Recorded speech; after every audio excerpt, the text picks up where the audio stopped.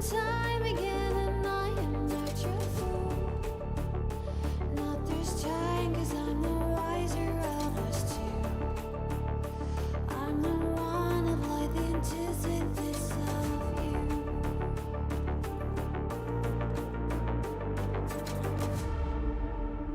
If you shoot, I'll take you. If you run, I'll chase you. If you scream, I'll whisper. La-di-da-di-da-da-da. This is all you ever wanted. Take it all, you deserve it. This is how we're gonna end it. La-di-da-di-da-da-da. Take it all, you deserve it. Take it all, you deserve it. Giving back the freedom you want to destroy. And my power's way too strong for you, so try. 'Cause you can't dominate and nor will you survive. And not this time, 'cause I'm the wiser of us two. I'm the one of life, antithesis of you. The fire in my heart will only grow. If you shut the gates, I'll burn them down. I am 1,000 steps ahead of you. You'll see soon.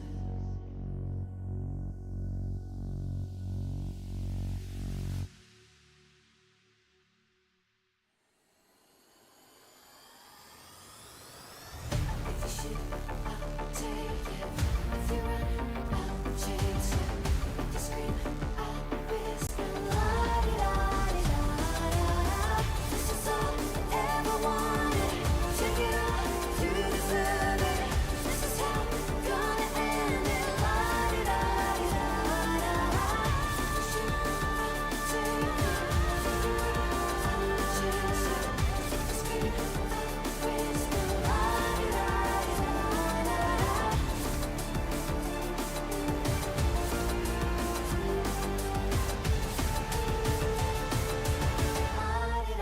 La-di-da-di-da-da-da. I am 1,000 steps ahead of you. You'll see soon.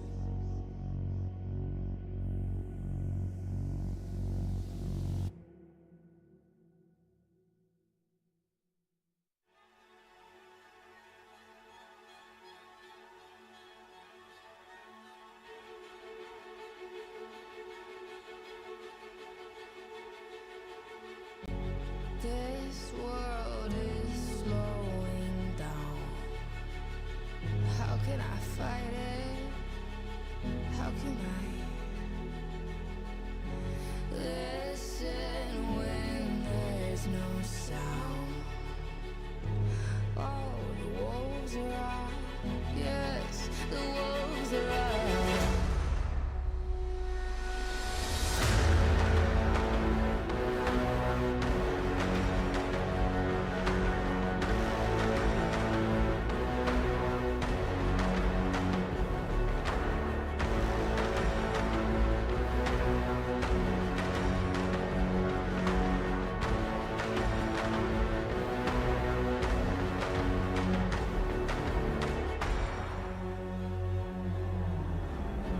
Hold on to what you found.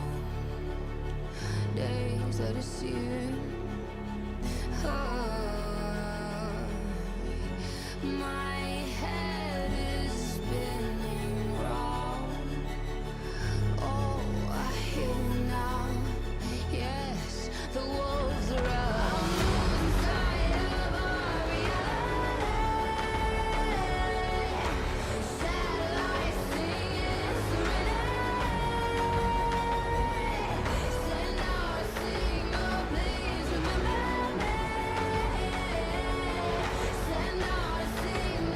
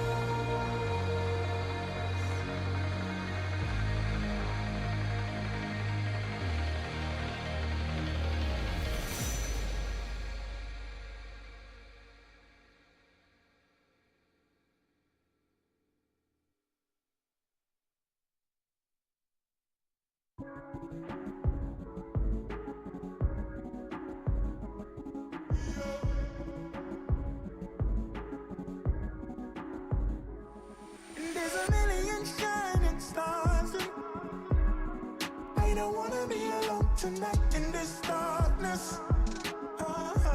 Yeah.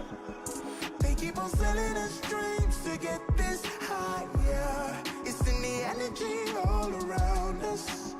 Man, it's divine. The sun went down, I made my home. I rested my head on a stone. I see the stairway in front of me. Who is this being in my dream? I was tripping, uneducated, buzzing, riding the wave, spaced out. I left the room, came back again. It's almost noon. A sea of people, their hearts beat. They saw the sounds, witness the crease. They're impatient, couldn't take the weight. And after 40 days, they met their graves. From when a new generation rises, the truth in their hearts reside. From the east to the western lights, they'll rise up and claim their right. It's in the stars, my friend. Look up again. Oh, no time to pretend. Until we're dead, we fly when we can. Get down with the plan. Adrenaline. There's a million shining stars. I don't wanna be alone tonight in this darkness. Yeah. They keep on selling us dreams to get this higher. It's in the energy all around us. Man, it's divine. There's a million shining stars. I don't wanna be alone tonight in this darkness. There's a million shining stars, but it's divine.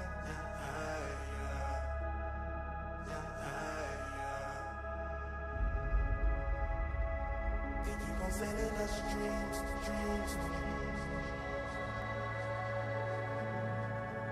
It's in the energy all around us. All around us. All around us.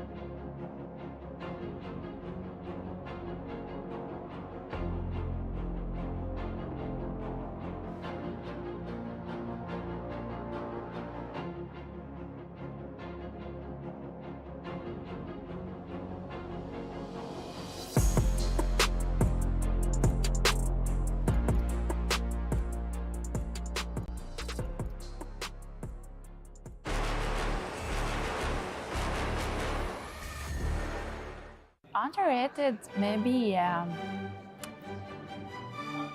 I won't say Layla, but Недооценен Митсита. Аргус. Очень недооцененный герой. Он 1 на 1 любого чела убивает на фулсотах. Правда, на XP, конечно, страдает, но на голду это must have. На экс-патче его апают. Все будут играть на Аргусе. The hero that I really don't like to go against is Lucian because whenever I try to go near, she will pull me, boom, boom. Because that hero can the first skill, the second skill is it? The second skill can lift up and then pull me to another side. Yeah, that one I really don't like. I get really annoyed. I don't know, for me, underrated is Alice. Esme in jungle. I love Esme in jungle very much. And Vendetta, of course. yeah, Vendetta. Very underrated. Because it's my main hero and I don't see a lot of people play with it. So, don't like that. I think the underrated heroes is Zaz. Because he's good. Yes. Because in Malaysia, we rarely use it. But when I came here and then I tried to play rank and then people all ban Zaz. Yeah, ban Zaz. They respect ban her. Yeah, but in Malaysia, we don't ban any Zaz. Yeah. Но Дариус считается самый сильный лайнер за счет того, что он берет соло первый фул и погнал. Вторым скиллом шотает любого персонажа. Ну, типа, это можно задолжить, если быть умным. I think the hero that they're gonna pick the most is Ling because right now he's in the meta and he's a really OP hero that he can rotate through the map really fast. Yeah. I think the most hero that people will pick is Terizla. Because he is too overpowered in right now, meta.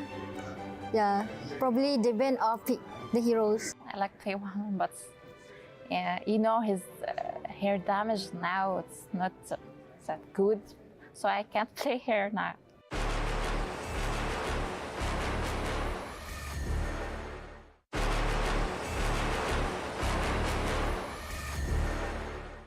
There was an event where they show us the hours that we played, and I think I has more than 4,000 hours.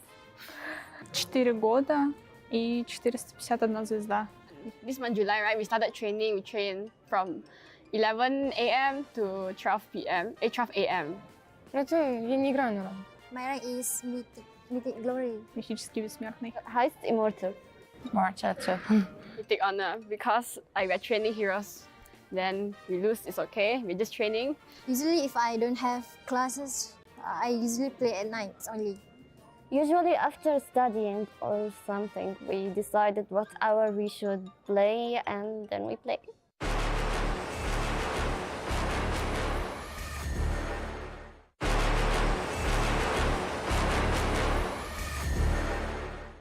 Me. On the first day. Mia. That Zarius ulti. no, that's Mia's Oh, Mia. first skill. Second skill. It's an item, the blood wings. Blood wing. Это крылья королевы. Blood Lines. Крылья королевы. Крылья королевы. That wings. Yes, blood wings. Atlas second skill or first skill? First, Lalo second skill. Atlas. It's второй скилл Атласа. Второй скилл Атласа, да. What is this? Yeah. Atlas ultimate. Even I don't know. I'm a Romo and I don't know. I go with Yeah, but we forgot the name. Paquito. First Paquito. I think first Paquito. Maybe. Because Ой, это Paquito. Пакито. Второй скилл усиленного. Paquito. Paquito third skill. it's the item that gives HB. I don't remember its name. But it's half immortality. Ой, это пояс, да. Защитный пояс. Защитный пояс. Iris Bell. Oh. It's the new emblem. But I can't remember his name. Temporal region. Yeah. Это перк. Какой-то. Какой-то перк. Кубик. Quantum charge. No. No, this is the new talent. But I don't know what's the name of it. Florian. What about Lauren Bessep. это Флорин? Пассивка Флорин. Yes. Пассивка Флорин. Oh my goodness. Florin is Burst is Fury. Brisker Fury. Yeah, Burst. Крит Берсерк. Я разберсерка. Berserker Fury.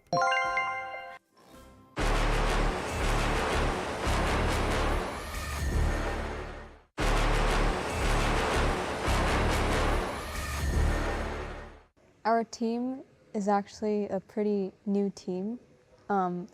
Ever since MWI, the announcement for MWI released, our captain Ashley, she created a team, and after like a lot of roster changes and adjustments, we got to where we are now with our 5 players and our sub Stella. And for me personally, I think I just got out of NACT playing a different role, mid lane, which is my main role, and I had 2 months to adapt to jungle. And I guess it was an interesting opportunity for me because I've never played jungle before, and this is my first time playing jungle, so we'll see what happens. So we have me, Nicolette, jungle, and Ashley mid, Panda for gold, Jewel for XP, and Emily for roam. And then we have our sub Stella along with our coach Midnight, and we also have an additional like intern coach who is Rex, and our manager G Daiko. I used to play mid lane for BTK in the NACT Spring 2024 season, and I'm not there anymore because I don't think they had anything personally against me. I think they just wanted a different player. Like, they just preferred Mar Cutie over me.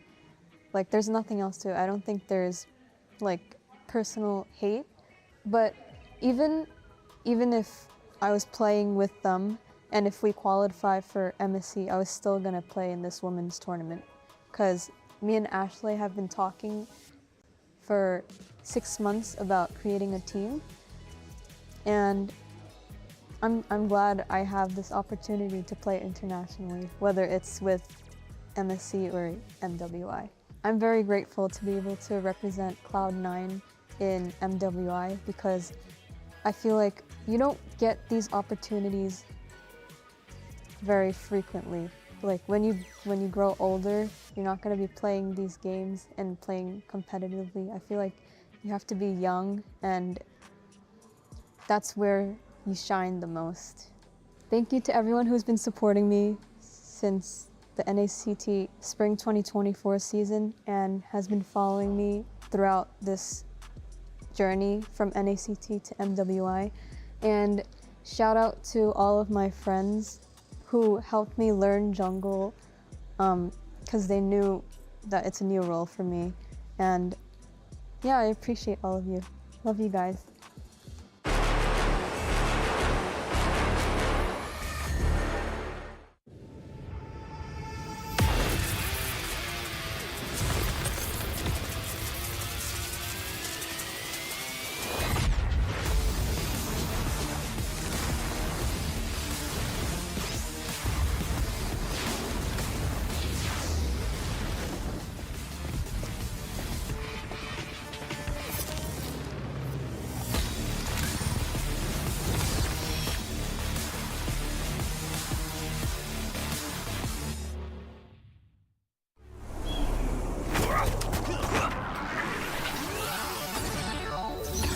Ready, set, go.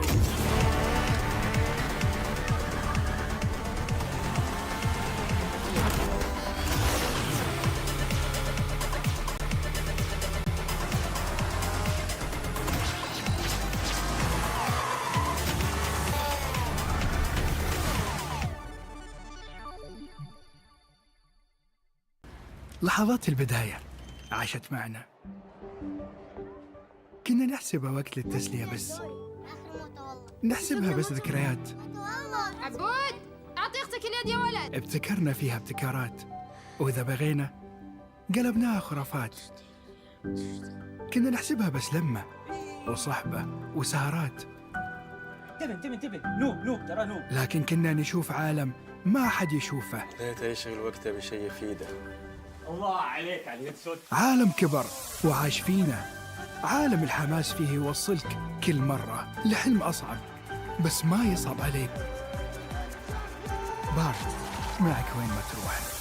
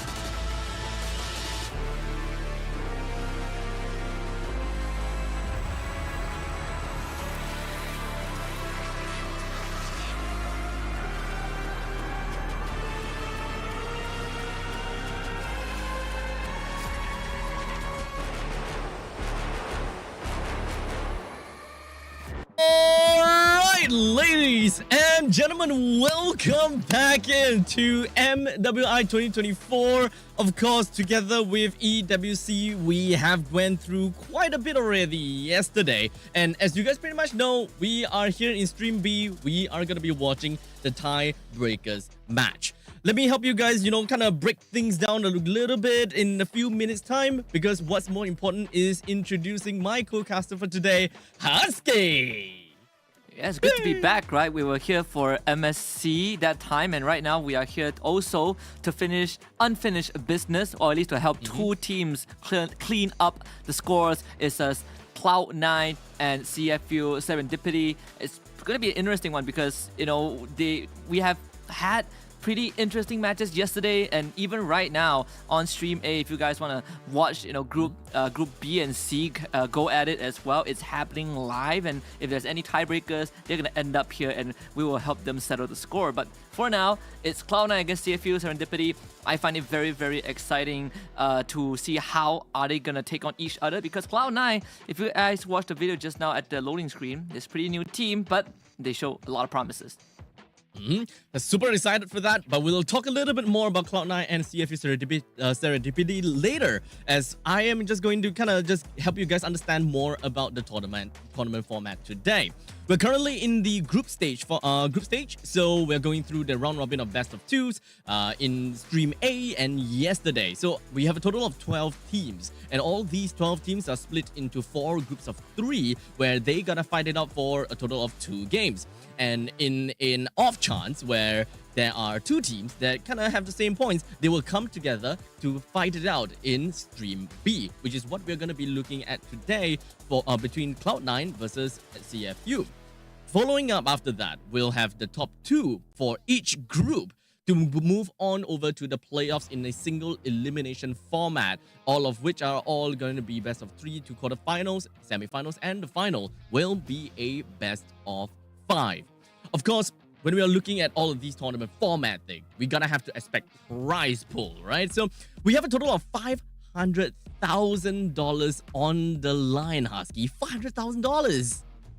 Yeah, $500,000, and a big chunk of it goes to the champions. $180,000 for the first place winners, and all the way down to $15,000 for the 9 to 12 placing team. So that means that if the team doesn't make it through group stage, they would still walk away with a decent size of the prize pool. So at the end of the day, it's more about which size, how big of a pie do you get at the end of this, which we've already eliminated Tidal Legends Gaming from Group D. I think Falcons Vega already is officially out of the tournament because Group C, they did play, I think, 2 of their best of 2s already.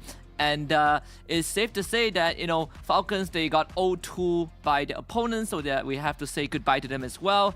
But for this one, this tiebreaker, we are going to say goodbye to either CFU Serendipity or Cloud9 by the end of it. And I personally feel like, if there's anything we learned from yesterday's best of 2 between these 2 teams, is that they show a very, very vast variety of hero pools, which we'll get into in a bit, because all this culminates into the club championship format. There's a leaderboard because every single win, every single trophy that you bring back home counts into this, with Team Falcons right now in the lead with 2 championship titles, one in Call of Duty Warzone and the other in a recently concluded Free Fire. So they're basically leading the chart, right? And at the end of it, if the club wins the championship, they also walk away with a prize pool of, I believe, 7 million, which is insane. Ooh, wow, that's insane indeed. So you guys can pretty much understand that here in EWC, having club the club ranking is super important. And as you guys can tell, some of these clubs doesn't necessarily have to win in the championships. That way they will still be able to get a good amount of points for themselves. For example, for Team Liquid, with a total of 1150 points to their club already, despite not having a championship title just yet. So there will always be vast changes to this ranking system, or rather to these ranking list. And as the day goes by, weeks, and perhaps after a few months, we will have the final tally of who is the best club by the end of EWC.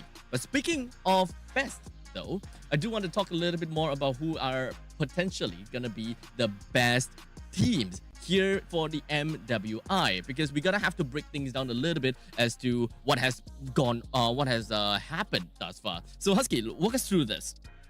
Yeah, I mean, very straightforward. For Group A, Falcons Vega, they are qualified for the top 8 for sure. But looking at Cloud9 against CFU Serendipity in just a little bit. For Group C, Xeno Lilies and Victory Song Gamers, they are just trying to duke it out to see if a tie is ever going to happen. But they are guaranteed top 8 as they have eliminated Team Falcons Mina.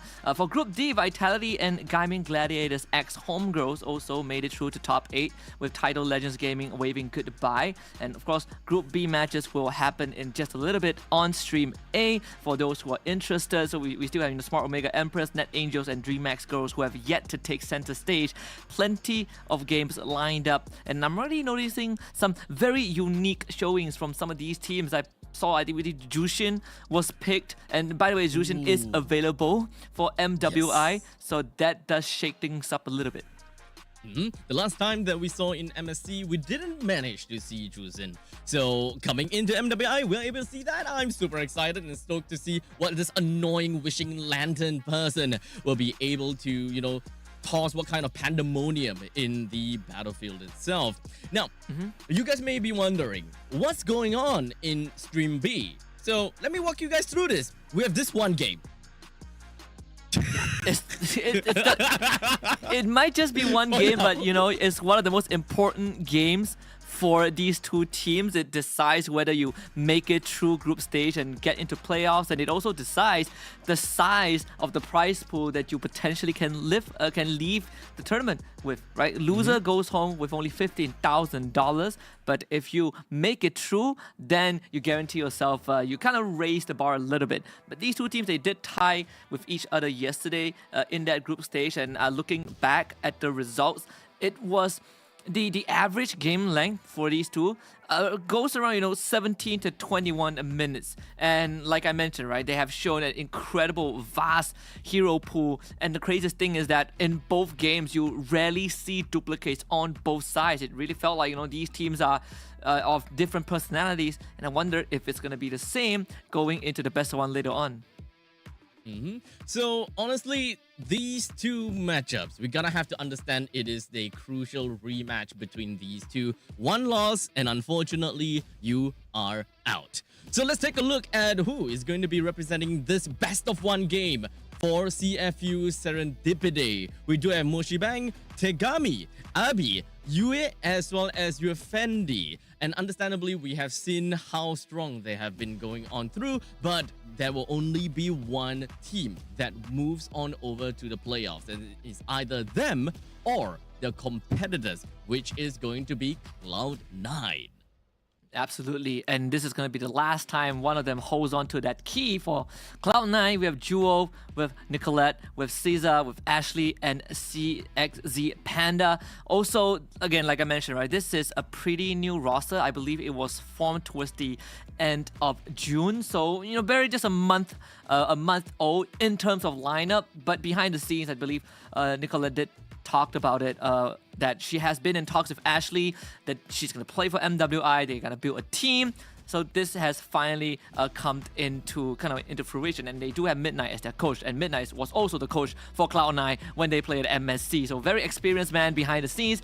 I want to remind you guys out there, if you guys are interested, and you should be interested, go to www.stcplay.gg to vote for your favorite teams. Vote for the next game at that exact domain, and see if your prediction skills are accurate. So of course, make sure you guys predict who is gonna be winning this match, CFU or Cloud9.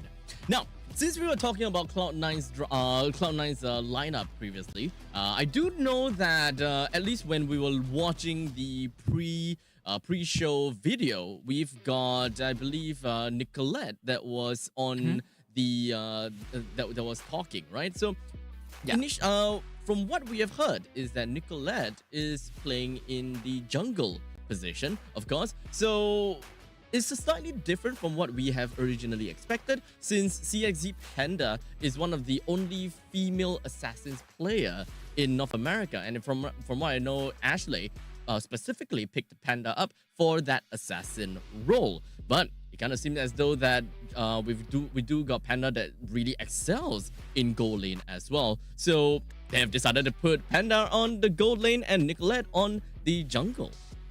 Yeah, and I do want to see how, they can go up against CFU Serendipity, because we know that region, CFU, they come from the region of Cambodia, and that region is known to be fighters. They absolutely love to fight, and CFU Serendipity is no exception. They also love to fight very, very much, and I think that is going to kind of set the tone, especially when you only have one shot. This is the last 30 minutes for one of these teams on that stage, on that EWC stage. So you got to bring out the big guns, right? You got to come out the gate swinging, go, guns blazing, and see if you can surprise your opponents. So that's something that I think Cloud9 would have to try and manage. Because for Nicolette, she used to be the top 3 mid laners, but for MWI this time, she has transitioned into a jungler, which is a pretty new role for her. I think she also talked about it as well.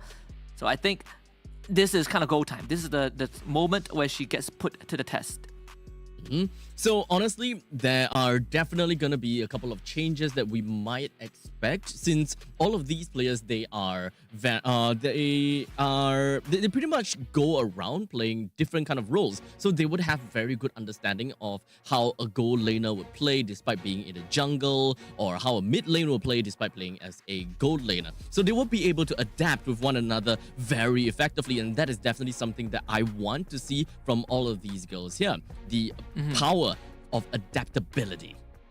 Yeah, I want to see if we might get an assassin matchup, right? Because right off the bat, Cloud9, they go for the Ling ban, whereas for CFU, they're focusing a lot on Ashley's hero pool. No Valentina, no Faramis. Basically, you get that utility out of the way so that if C9 wants to play kind of the comp that they've been showing in that group stage prior to this tiebreaker, they will have to think twice, because Valentina has been a staple for Cloud9, where, well, Cloud9, they're going to take out Jushin.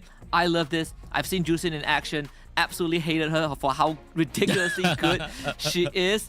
I think they need to kind of adjust a little bit on how much it takes for you to grab someone with your lantern flare. So that's probably going to be a conversation down the road. But for now, get Jushin out of the way. I like it. Perfect. So with the Valentina, Faramis, Drusin, and as well as the Ling out of the way, it pretty much gives us a pretty good understanding that all of these players, they just want to get rid of very annoying heroes, all of which that has been banned have got that same concept. They are just plain annoying. And of course, they have a very good standing in the meta as well. Now, with that, with all of that said and done, we do have quite a lot of heroes that is currently available and has been pretty hot picks within of MWI, being Edith being one of them. Terizla, understandably, also going to be one of the most important heroes that we see in MWI, picking up quite a bit of priority coming in. Yeah, he has been one of the most picked heroes alongside Ruby, which was banned in MWI so far. You know, it was picked 8 times while making 9 for Terizla with 100% pick and ban rate. Just a very good setter. We see the Angela on the side of Cloud9.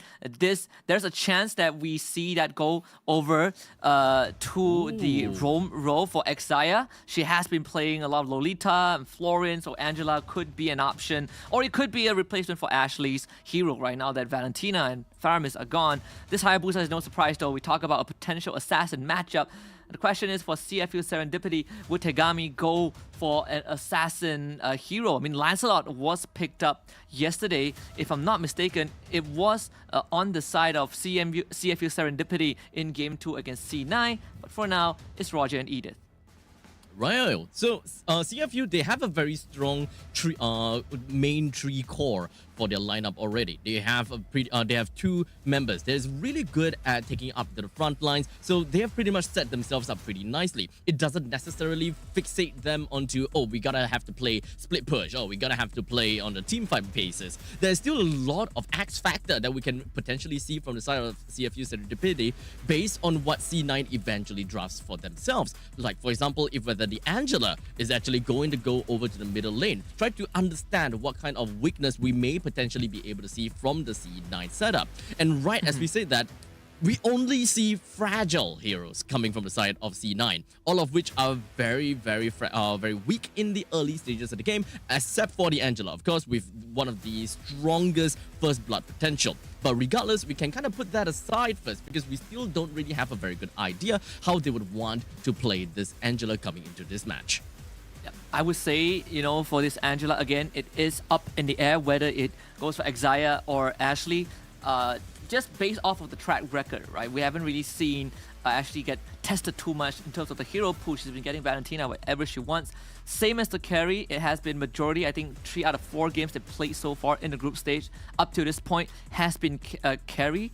Well, no, 2 out of the 4, half of the games they played, in fact. So Vexana Lilia gets banned out. We're looking at the mid lane being targeted. Now, CFU Serendipity side, the mid lane pool, it is shrinking. They do love that Vexana, now that it's out of the way. You still have the Nana, which is an option that we have not seen too often, but it could be a choice, right? We're going to take out the X-Borg first, because there's Edith and there's Terizla. You just generally don't want to deal with the X-Borg. You could look for Lapu Lapu ban as well. Lapu Lapu Yuzhong, I think they're pretty decent options. And you also limit what Cloud9 can do now that they have the Angela on their side. Now, I do want to also focus on the fact that Terizla has always been, or not always, but Terizla has been becoming very flexible when it comes down to this year's meta, right? We have been seeing Terizla in the mid lane and the EXP lane, sometimes even in the roam. So at least it is still up in the air. Although I gotta have to say, the Terizla in the EXP is very likely gonna be the case. But you know, let's not close that door just yet, because CFU Serendipity, they have got their main they have got their Roger, which could still have some flexibility in it, going to the jungle or perhaps going over to the gold lane. So at least for CFU, they have a very wide pool of heroes that they can very potentially work on. And what do they really want to tackle? Do they want to play a little bit more onto split push, or do they want to play a little bit more towards a team fight or situation? Because at least having the Roger being having such high movement speed, you can split push very effectively. So you can actually forego heroes that do well in mobility, especially since you can actually put a Roger and kind of tally it in place with Hayabusa. The only thing that you gotta have to be careful about is the global presence of this Angela, as well as the Ogi Shadow Kill that this Hayabusa is capable of unleashing onto this Roger. See, the Esmeralda is one of the heroes that Jewel also favors. So, C9 going for the comfort picks. So, it's Esmeralda. Not sure how I feel about it. I mean, you can definitely sandbag the Terizla. You take some time to ramp up. The Nana that I didn't mention early on, that can be an option for CFU Serendipity. That was out as well, alongside with the Claude. So we do get the Roger jungle. Pseudo assassin, I suppose, but yeah, double marksman jungle. You have the Claude for late game, and the Roger late game is also incredibly scary. I love the CFU lineup. I think right now it's very well rounded, decent crowd control, great damage, great setup. For Cloud9's side, I think you might have to put this Angela mid, right? You need someone in that roam role. You need Exia to kind of have a hero that can set things up for you. Maybe like a Tigreal or a Minotaur. If you put this Angela in that roam, I think that mid laner has to be someone with an explosive power, which I don't really see too much of right now. Perhaps a Novaria or Farsa. There we go. So we get the Grok for the side of C9. Love this a lot more. So Ashley is going to get the Angela mid unless they play the Grok mid, which seems like it. Oh, okay.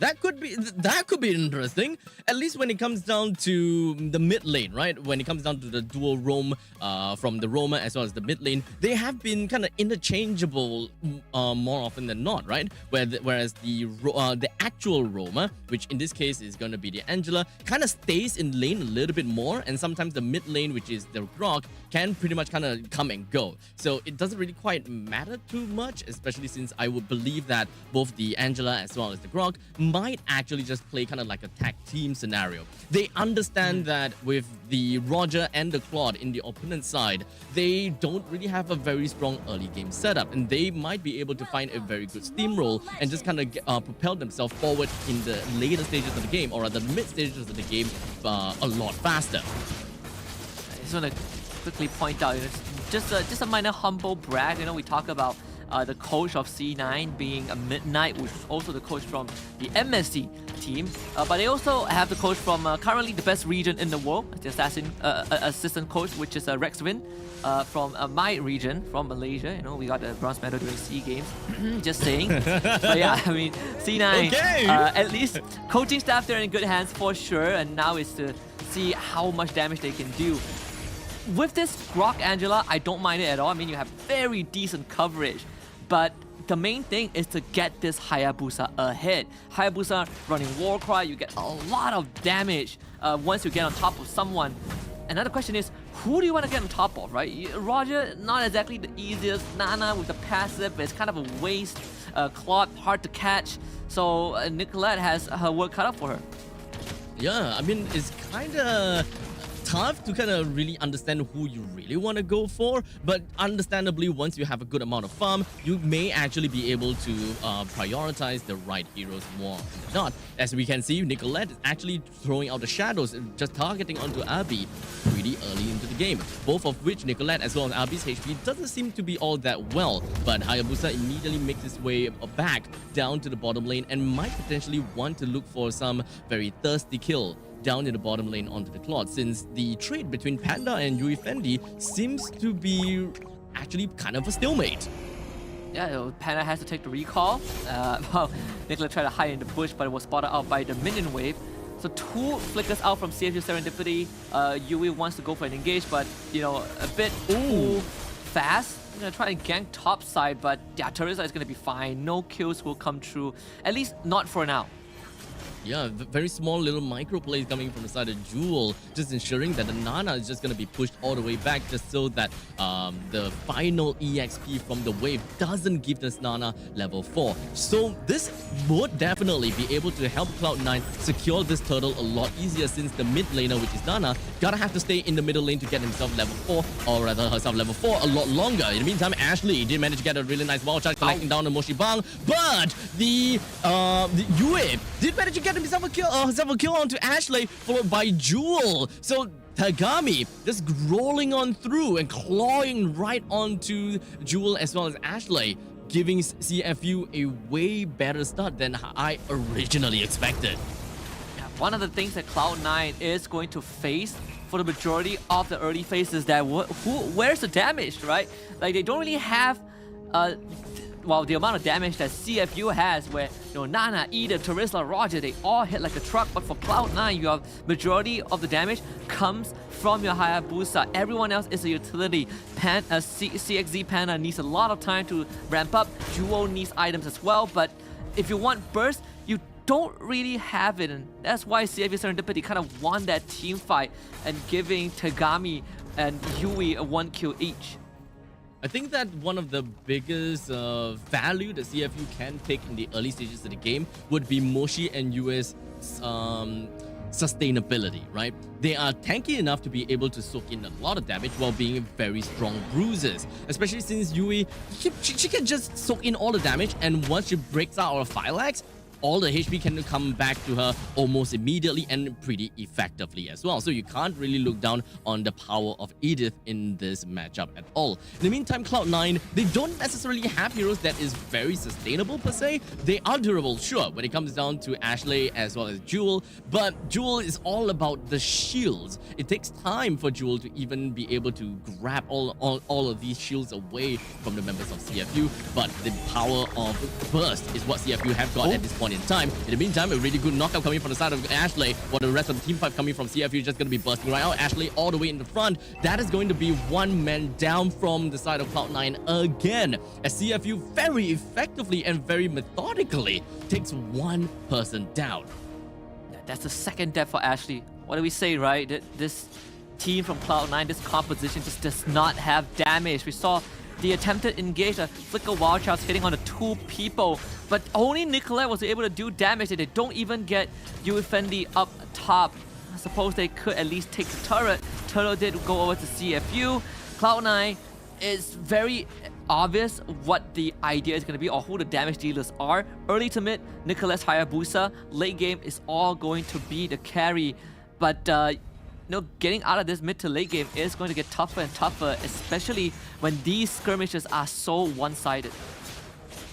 Since we're looking at about 1,000 goal lead for the side of CFU, as well as them being able to take quite a bit of control in the river, I would believe that CFU should be able to help Tegami just bump up onto the goal and the income, just so that she will be able to get a very good snowball coming into roughly about the 8 minutes mark. But they're gonna have to really kick up a notch a little bit more and try to get a little bit more of these assassination kills, perhaps onto the Angela or perhaps onto the carry. Since Cloud9, yes, when it comes down to lockdown, there is definitely a form of lockdown when it comes down to Ashley's wild charge, but other than that, we don't really have much. We have a late gratification coming from the puppet strings as well as from the side of Esmeralda, but speaking of which, we're just gonna hold on down to the bottom lane as the Molina's gift is just gonna be popped coming from the side of Abby. Cloud9 is pretty happy with just popping the passive, immediately pushes themselves right back onto another fight, as Cloud9 unfortunately being completely sandwiched out, and Jewel finds herself taken down again.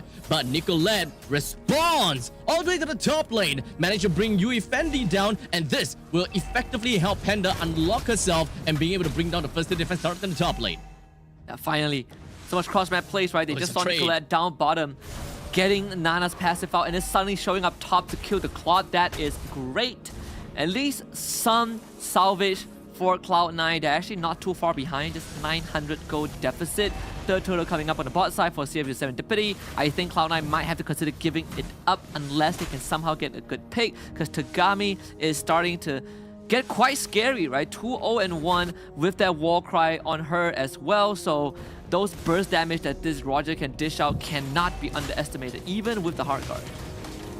So with the turtle currently down onto the side, onto the bottom side, CFU have got themselves a pretty good priority on top of that. So they should be able to hold down onto the turtle a little bit longer. Since Cloud9, they don't really have anyone that can kind of hold on to the turtle for extended period of time, or sorry, Lord for an extended period of time in the latest stages of the game. CFU will be able to get themselves in a pretty good spot. As such, they bring Ashley down, as Ashley is a little bit too far away from the main bodies of the side of Cloud9. As such, CFU with the numbers advantage, they're just going to be going all the way in, with Yui Fendi just holding on with the Blazing Duet. They all done a good amount of damage, but for now, we're just going to be focusing on Panda. They effectively managed to bring down the Terizla. So Cloud9, they have the upper hand at this point in time, with Nicolette completely at full health. That was all Jewel and CXZ Panda duo able to buy time, but most importantly, the carry getting free reign to do damage, and the crowd control! Nicolette getting caught by Yui's onward just as she uses the quad shadows to engage. What timing from this Edith to get that punish, but still Cloud9 getting the remaining tier 1 turrets, and just in time for Lord to spawn. Slowly but surely, Cloud9 is still on the front seat, despite actually losing quite a bit of these kills. As you can see from this from the scoreline, we've got 6 kills for CFU and 2 kills for Cloud9. Yet when it comes down to the income, Cloud9 was actually leading for a short few seconds until now, where CFU has managed to catch up just by a tad bit of a 400. Shy bit of 400, and that's completely fine in the hands of Cloud9. But the priority of this current turtle is still going to go over to the side of CFU, and it doesn't seem like Cloud9, anyone is ready here. It doesn't seem like Nicolette is anywhere around to actually deal with the Lord. As such, it's a free Lord for the side of CFU. Yeah, they just give it away. I guess for Cloud9, I mean, they can afford to defend for sure. It's just the first Lord, 9 minutes in, not too big of a deal. Okay, as long as this carry comes online, as long as this carry is well fed, they will be set for that late game. So completely, all of the members from the side of CFU and Cloud9, they're just huddling up in the middle lane as we do Ashley with a flicker right through in the middle, but it doesn't seem like it did manage to do too much. Ashley with the conceal walks away, now just going to be leaving Panda in the front lines, but fortunately Panda walks away, still alive, while CFU is still going to be pushing onto the advantage and really wants a piece of this turret in the front lines. In the meantime, the Ogi Shadow Kill just going to be popped right out. Nicolette no longer have got any elements to work with on an assassination on the sidelines. But now, the main thing is for the side of CFU, they got the attention from Cloud9 and bottom lane pushed up pretty darn hard. Still want to do this. I think they can push the turret. Now, the Lord has been slain, so unfortunately for CFU, try as they may, they cannot get through that mid-tier 1. Cloud9 should be able to defend this. Glowing one was purchased by Exia, so some extra damage, some extra healing. Jewel gets gone on, but should be fine, as the Esmer is an Esmer after all. So overall, I mean, Cloud9, all things considered, they defended their base quite well. I mean, they did lost the bottom tier 2 thanks to the Lord, but mid-tier 1 still remains. Fight just now was quite eventful, right? The sideways flicker wild charge from Ashley to work with Nicolette were not able to get the kill. The point blank penalty zone missed by Moshi Bang. That could have been a takedown onto CXZ Panda, but that did not happen. So a lot of events that led us up to this stalemate. Cloud9 catching up in terms of net worth, and I dare say, you know, because of all these close calls, Cloud9, they're gonna eventually reach that critical mass, and that's where CFU Serendipity will have to be a bit more careful setting up for the second Lord up on that top side. CFU definitely showed that they are very eager to fight, and they are bold when it comes down to all of these fights. Very confident, if you ask me. But unfortunately, there have been too much times where Cloud9 managed to outmaneuver CFU when it comes down to the macro gameplay. As you can pretty much see that there is already a total of 3 turrets in the top, bottom, and middle lane combined. taken down. So at least when it comes down to taking the river control, Cloud9 definitely have got a way better spot since their middle lane first hit defense turret is still standing tall. Cloud9 did a pretty good job keeping that turret up, to be honest. Yeah, absolutely. I mean, even for Serendipity, right? They actually have a pretty decent siege comp. You know, you have the Claude, you have the Roger, but Ashley, despite going down 3 times, has been doing a great job of just sandbagging CFU. Every single time they walk up, you just build a nature's barrier, make sure that you stall out the minion wave. This could be a kill. Oh, yep, with Ashley popping right up with the wild charge, and now we even got Esmeralda just hoping that we'll be able to follow up on the Moshi Bang, but the rest of CFU, they were ready, very much ready to come into the aid of Moshi Bang and ensure that Terizla is safe and sound. Also, overall, we're starting to see this carry really hurting. That was your front line, by the way. That was the Terizla, the guy with the body of a smith, who was supposed to be an impenetrable wall and almost went down in a few seconds thanks to this carry's true damage. So this Roar Dance is going to get a bit deadly. Esmeralda Duo is going to throw her body every single time she has Purified online, but CFU wants Lord. They have definitely got the chance to pick up the Lord, but Ashley with the nice little barrier to make sure. Oh, the 3-man wall charge! That's what we want to see! Moshi Bang all the way in the middle of the fight. Wasn't able to do too much when it comes down to the penalty zone. Tegami all the way in the front lines. He's still stripping everyone to shreds while Nicolette deals with Tegami's friends down in the back lines, while Panda throwing all of these spinning light wheels away on the CFU. Cloud9 emerged victorious in that fight. Yeah, and finally Ashley, with all of her previous wild charge, we say even though they lose the fight, she has been getting some great multi-target wild charge with this Grok, and that one was the perfect one, hitting 3 people at once. You see, CFU, they wanted to retaliate, right? You will instantly respond with her own Flicker Earth Shatter to stop this carry, to break that momentum, but Cloud9 was just too strong. CXZ Panda came online with the help of Xayah's Hard Guard, absolutely just shredded the front lines of CFU. You look at this STC replay, Ashley, what a read into that bush. A 3-man knockup and this carry uncontested. Yu Fendi thought she was strong enough, goes in with a BMI, blazing duet, only to get her life snuffed out in an instant by this carry. 4 for 2 exchange, Cloud9 in full control of the game. With that all said, Cloud9 now has a total of about 4,000 gold lead on top of CFU. How big of a change a single team fight could just spin over to the side of Cloud9. And with the Lord now running down in the middle lane, preparing to pillage all of CFU and whatever that they hold on dear. As he charges on to the middle lane inhibitor, brings it down almost immediately, while the top lane and the bottom lane are shoved up pretty nicely too. Cloud9 now reserving their energies just a tad little bit, make sure that they do not go and overextend themselves, and all they want is objectives to bring down the top lane inhibitor turret, while Nicolette have got other plans in her mind. Immediately went for the assassination onto Abby. That puts 4-person onto the side of CFU. Cloud9 definitely have got a numbers advantage now. Nicolette is not going to be stopping with all of these assassinations, as you can see, constantly going in and out of the fight. Very slippery. Just look at Xayah, she's just hanging back. Watch out for Ashley though, Flicker is back up. So we might see another Flicker wild charge. This could be the final push. Yes, now we do have the wild charge coming from the side of Ashley. It did manage to do a very good job, but unfortunately, it doesn't seem like the damage coming from the side of CFU is doing much at all. Tegami went straight in and wanted to end the life of Ashley. Put too much time and resources just for the Grok. Moshi Bang now focuses herself down onto Ashley, but still not quite enough. With only 2 members left, Abi as well, Yuri Fendi. Nicolette brings Abi down, and the rest of Cloud9, they don't have a crit just yet, but they don't care because the next wave comes right in, and Cloud9 takes the crown for this tiebreaker match away from CFU. CFU Serendipity sent back to the depths of the ocean as Cloud9 soars beyond the clouds. And they have made it into top 8, made it to playoffs. Congratulations to the ladies. What a decisive game, right? It looked close. Look at CFU Serendipity had it all figured out. We have a lot more damage. We take objectives. Well, we can fight you during early objectives. But First Lord, it was given up by C9.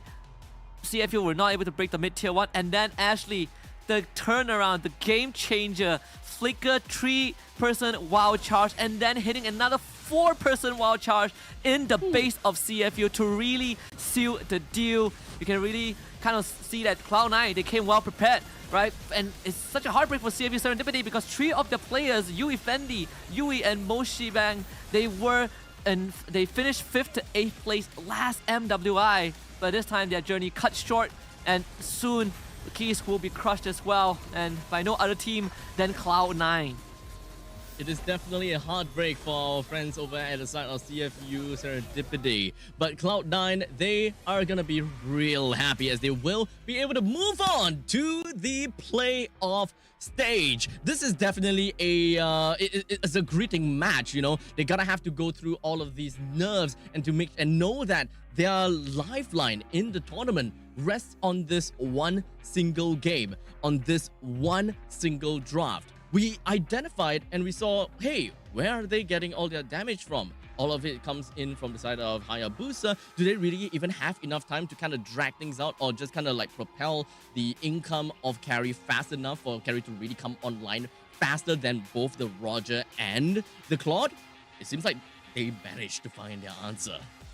Yeah, absolutely. I mean, Cloud9, it is a pretty star-studded roster, especially Nicolette. She has a lot of accolades under her belt, right? She has participated in several NACT leagues, has achieved 1st to 3rd place. Even the most recent one, she wasn't able to play the grand finals, but still, right? She was a big part of that NACT squad that led them here, and we did see them perform on the MSC stage, but as much as the MSC Cloud9 didn't make it through into playoffs, at least the MWI Cloud9 will have a shot at glory heading kind of past the gauntlet and into the best of 3s, where you really have 3 chances to prove your worth. So I think this is such a good opportunity for these teams, and I think even more important for Nicolette, right? Switching roles from mid to jungle 1 month before MWI, and after getting benched from the NACT Spring Finals, this is a path to redemption. I gotta have to say, the game ended a little bit too early, I gotta have to say. I was kind of hoping that we'll be able to get a little bit more out of that game, but what can you say? The Cloud9 members, they were very sure as to how they would want to play the game, and they knew that they were technically on a timer. Not technically, actually. They are on a timer, especially since they are dealing with a Claude as well as a Roger. Once these two come online together with the crazy amount of lockdowns that they can be provided by the Terizla as well as the Edith, it's definitely going to be scary to really deal with all these powerhouses in one go. Yeah, absolutely. Well, with the first tiebreaker concluded, we are glad to tell you guys that we still have more tiebreakers to come. Xeno Lilies against Victory Song Gamers coming up next after this break.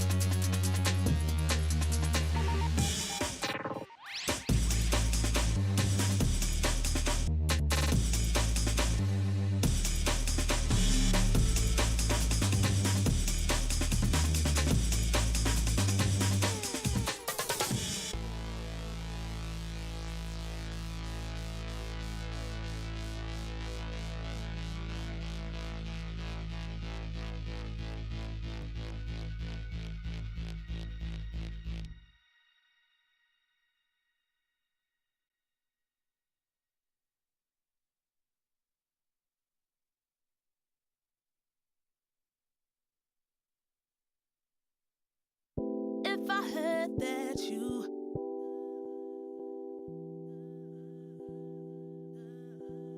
if I heard that you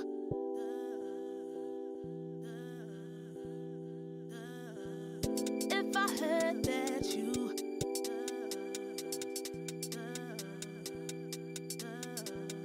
if I heard that you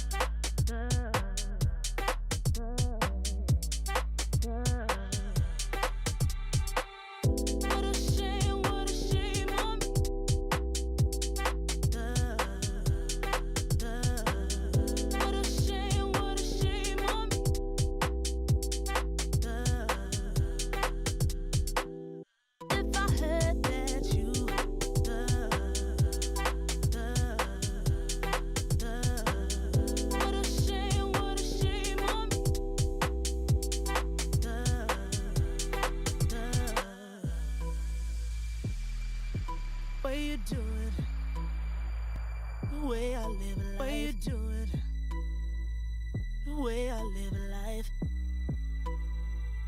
the way I live a life, way you do it, way you do it, the way I live a life, way you do it, the way I live a life, the way I live a life, way you do it. Way you do it, the way I live a life, way you do it, the way I live a life, the way I live a life, way you do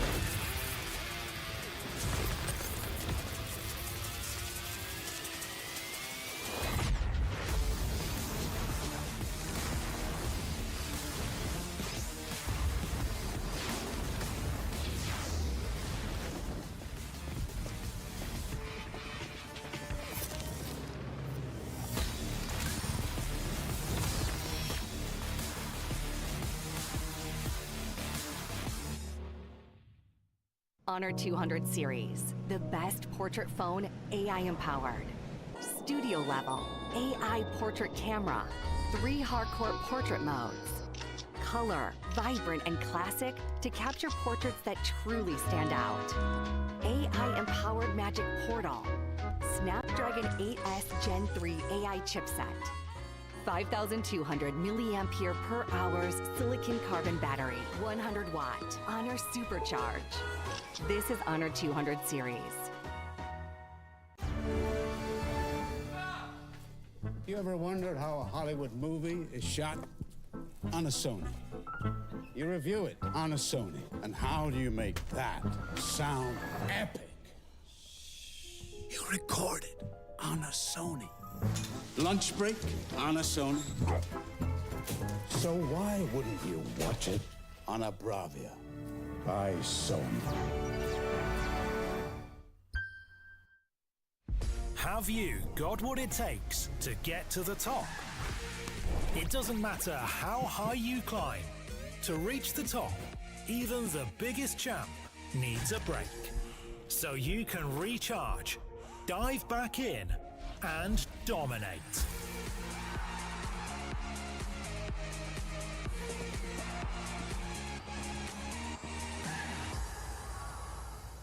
Have a break. Have a Kit Kat.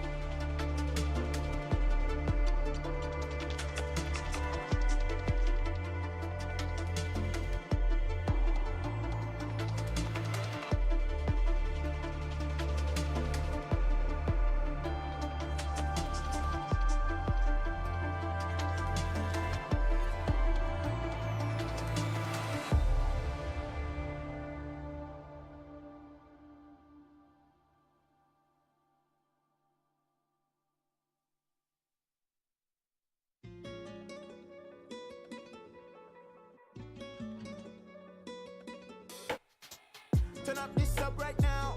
I like this up right now. You might be stuck right now. This might loosen me up right, up right, up right, up right, up right now. Get off this bus right now. You're acting sus right now. This one. Turn up this up right now. I like this up right now. You might be stuck right now. This might loosen me up right, up right, up right, up right, up right now. Get off this bus right now. You're acting sus right now. This one. I know what you want. I know what you need. Here's some seeds. Grow some trees. Ain't no smoke that's made for lungs, but you believe. But it's okay, we make mistakes, be relieved. So why art doubting? They're not like me, remarkable. My eyebrows too intense. I rock out like the Brahma. I wanted to be like Dwayne Johnson. Teacher said I'm trouble. Once I clocked my dreams won't work, I started snapping, I bust bubbles. I think it's how creators see. Other creators be perceived as fly. You're whipping right, but off IG, you're broken cheap. I need an electric bike to vend this food, to vend these rules. Get these tools, cause haters drool, they're watching me. Haters discretion advised. Oh me, oh my, I just want to survive in the sea under darkness. Hiding from the light, all we do is push violence. Pain over violence, radio silence. Turn up this up right now. I like this up right now. You might be stuck right now. This might loosen me up right, up right, up right, up right, up right now. Get off this bus right now.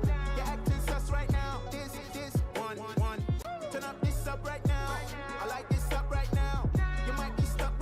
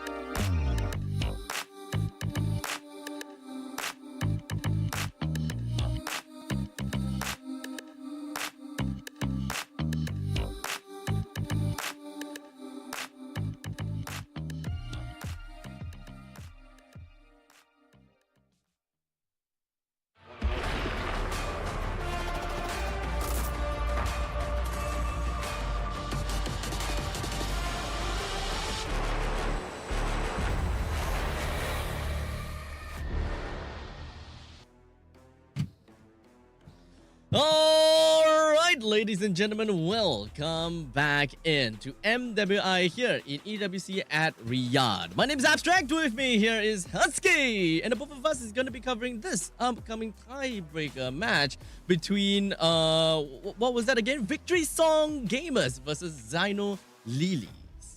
Absolutely. So this is going to be directly from Group C, still fresh out of the oven. You know, it was the last best of two from the Group C matches, and both teams happened to tie. They also gave us the longest game in MWI group stage so far, 30 minutes. 13 seconds with Xino Lilies coming out on top. This is going to be very, very interesting because contrary to Cloud9 against CFU Serendipity, this one is not for eliminations. This one is just for the seedings for playoffs. So winners becomes the first seed of Group C, and loser becomes the second seed. So not too big of a deal, but still important if you want to get a better matchup for playoffs.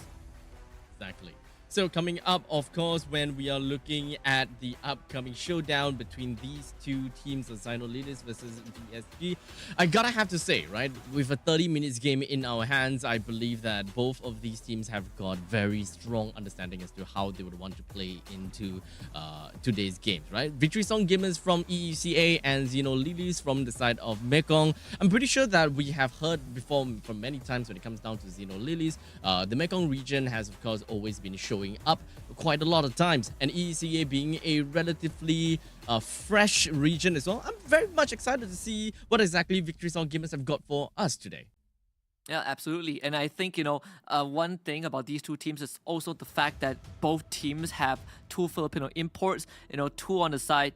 For the side of VSG, it's going to be the gold laner and the roamer, Rian and Gaily. But for Xino Lilies, it's actually the jungler Ramichi and the gold laner Taro. So we took a look at the matchup. Let's take a look at the roster. Xino Lilies starting it off with Kao, Ramichi, Sa, Shiromi, and Taro to kind of make up the entire roster, with the highlights, I mean, specifically for me, being Ramichi in the role of the jungler.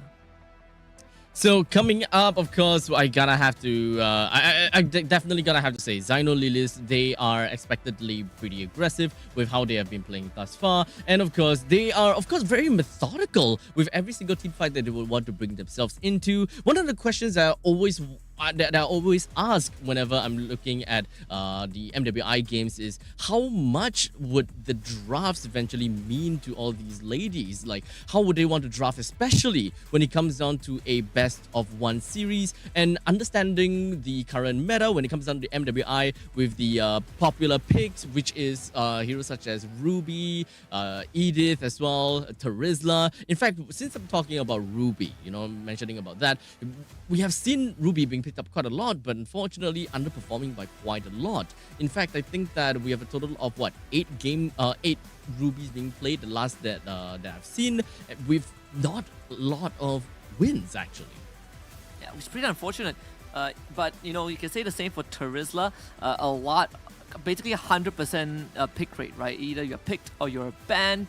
And the most recent one was a victory. Well, actually, it was a loss, because C9 did beat CFU. But we gotta look at the opponents of Xino Lilies, which is going to be Victory Song Gamers from EECA, Minon, Kyoe, Synchro, Gaily, and Rian. And I mentioned that for the side of Xino Lilies, we're looking at Ramichi, which is basically the jungler. For VSG, it's Kyoe. Right? These two are going to be, at least for me, the key matchups coming into this series, especially Kyoe, because I was able to tune into one of VSG's games early on when they went up against Falcons Vega Mina, and she played a insanely nasty Benedetta jungle. So I think we are in for a treat. I mean, whenever you're talking about Benedetta, I'm always just gonna be like off my seat. But whenever I'm thinking about Benedetta, it's always been EXP lane Benedettas, because when it comes down to EXP lanes, Benedetta will be able to shine a lot more when it comes down to, really exerting dominance around the lanes. You want to cut lanes here and there, you want to be in the top lane, middle lane, bottom lane, all at the same time kind of thing. But when it comes down to junglers, Benedetta jungle, yes, you can definitely be able to put yourself into onto the objectives a lot faster. You do have iframes when it comes down to eye for an eye, as well as the electro final blow. But when it comes down to actually putting a lot of presence onto the lanes, that is something that Kyoei was able to really put down into her games, which is something that I absolutely love. Now, speaking of which, since we're talking about heroes as well, I gotta have to say that Ramichi so far has only played 4 heroes in the 4 games with the Hayabusa, Martyrs, Julian, and Alice, being a what can I say? Being Julian, one of the common pick in various different lanes, with Kyoei in the jungle as well. In fact, Julian has been picked quite a bit, but similarly, with not that much of a, win rate. Yeah. I mean, you can clearly see that for VSG, for Kyoei's hero pool, right? She is really into Benedetta, Julian, Roger. That's more elusive, but can kind of hard carry the game sort of jungler. It's not your traditional, I'm going to front line. It's not your traditional assassins. So this is something that I find very unique about VSG. They also have a very good understanding of when their power spike is. And I believe when it comes to power spike, Xeno Lilies like to play that mid-game spike. So we can expect that First Lord, that 8 to 12 minute last sort of First Lord window to be a very crucial point. See if Xeno Lilies can kind of use that timing to find a lead, like what we saw from Cloud9 earlier on, or is VSG going to play that patient game, hit that late game, and just take over? Well, it all relies on to the draft. How do they want to play in the early, mid, and the later stages of the game? When it comes down to Xeno Lilies, is something which is a team that I definitely want to look out for as to how they want to, kind of come up against the members of Victory Song Gamers. But we talked about the fact that they did have 2 imports when it comes down to the Philippines, and we gotta have to be really careful about these 2 Filipino imports, right? We know that Philippines is understandably one of the strongest region when it comes down to MLBB, but we cannot forget about the fact that Victory Song Gamers, they come in with the idea of winning. As such, they do have bootcamp for themselves too. They bootcamp in Bali, in fact, for a week before coming into Riyadh. So when it comes down to diversifying their meta and diversifying their strategies, it's understandable that Victory Song Gamers have got a little bit of a taste of the Indonesian meta or the Indonesian strategies and gameplay before coming in. Yeah, which is pretty micro-intensive, right? If we look at the Indonesian region, it's always nice to see teams start to kind of ego check each other. We start off with the Roger Ling ban. I think this one is, at this point, very, very predictable, very, very much expected.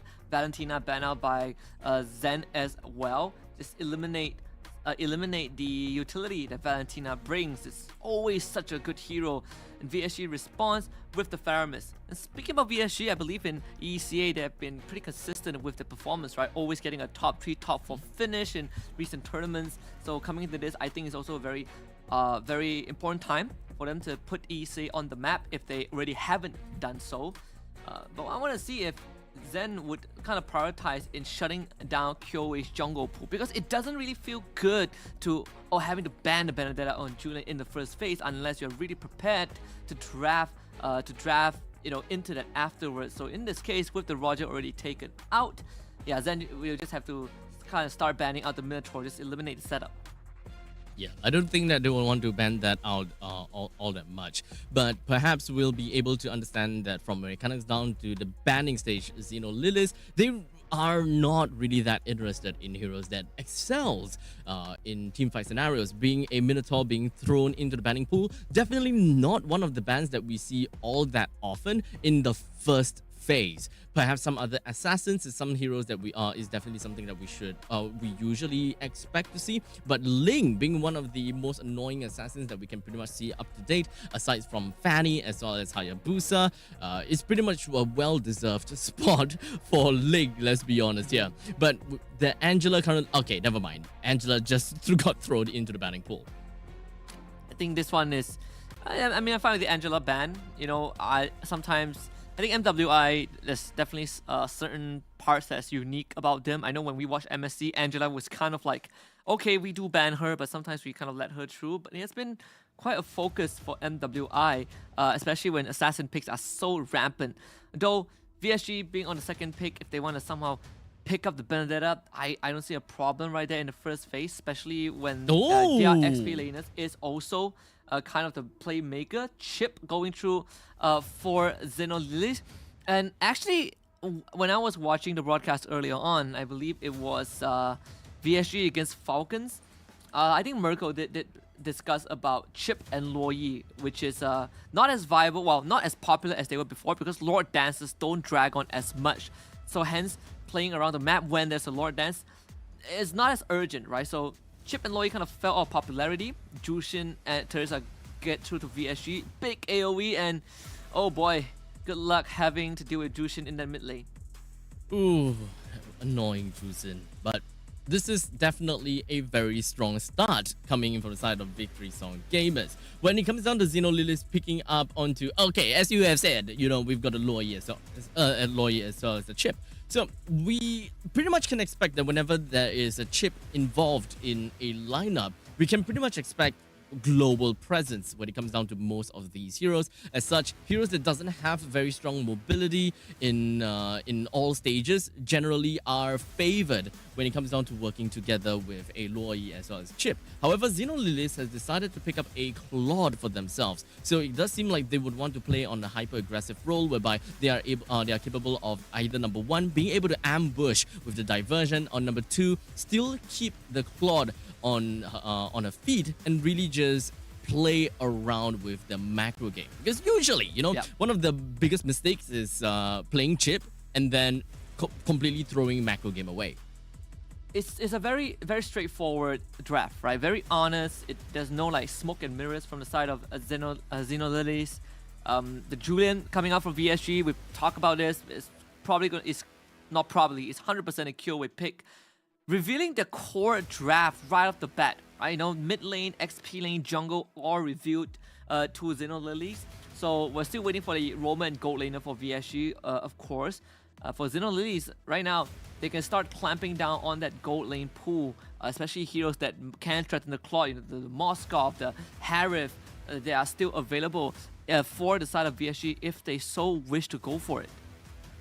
Definitely, when it comes down to VSG, they excel in pickoff and, of course, ganks. Not necessarily too much on the team fight per se, but we'll want to really enforce onto how Julian brings the value in the early stages. Being able to come up online a lot faster than all the other junglers at level 3, you will be able to exert a lot of pressure, but it also depends on how much and how fast you are able to rotate around the lanes, and if whether you are able to find the kind of value altogether.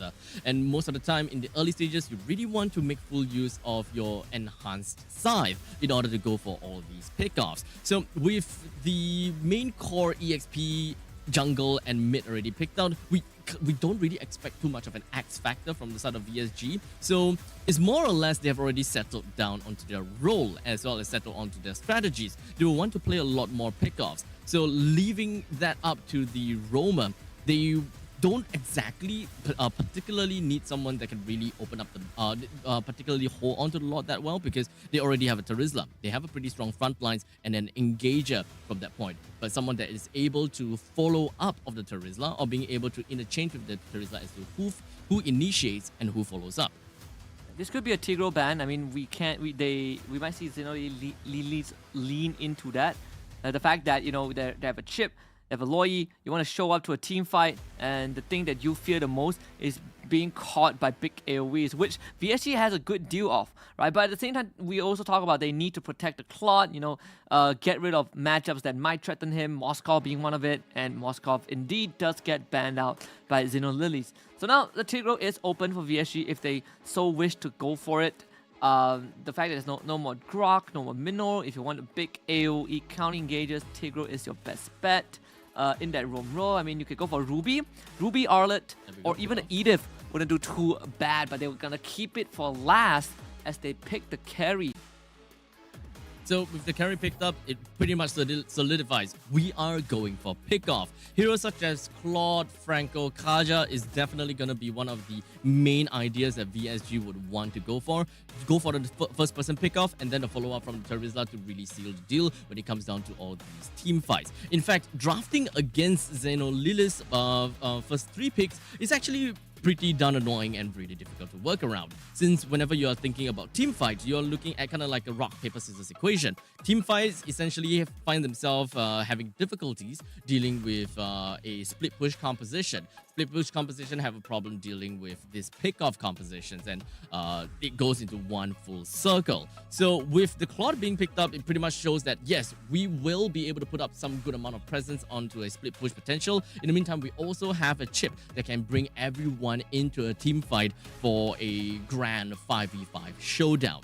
With that all said, the final two pick will be the Bane and the Xbox, further solidifying into their fight into a 5v5 team fight from front to back. So much AoE and Pew from the side of Xenolilies, right? You have Luo Yi, Xborg, Bane as well, especially Bane.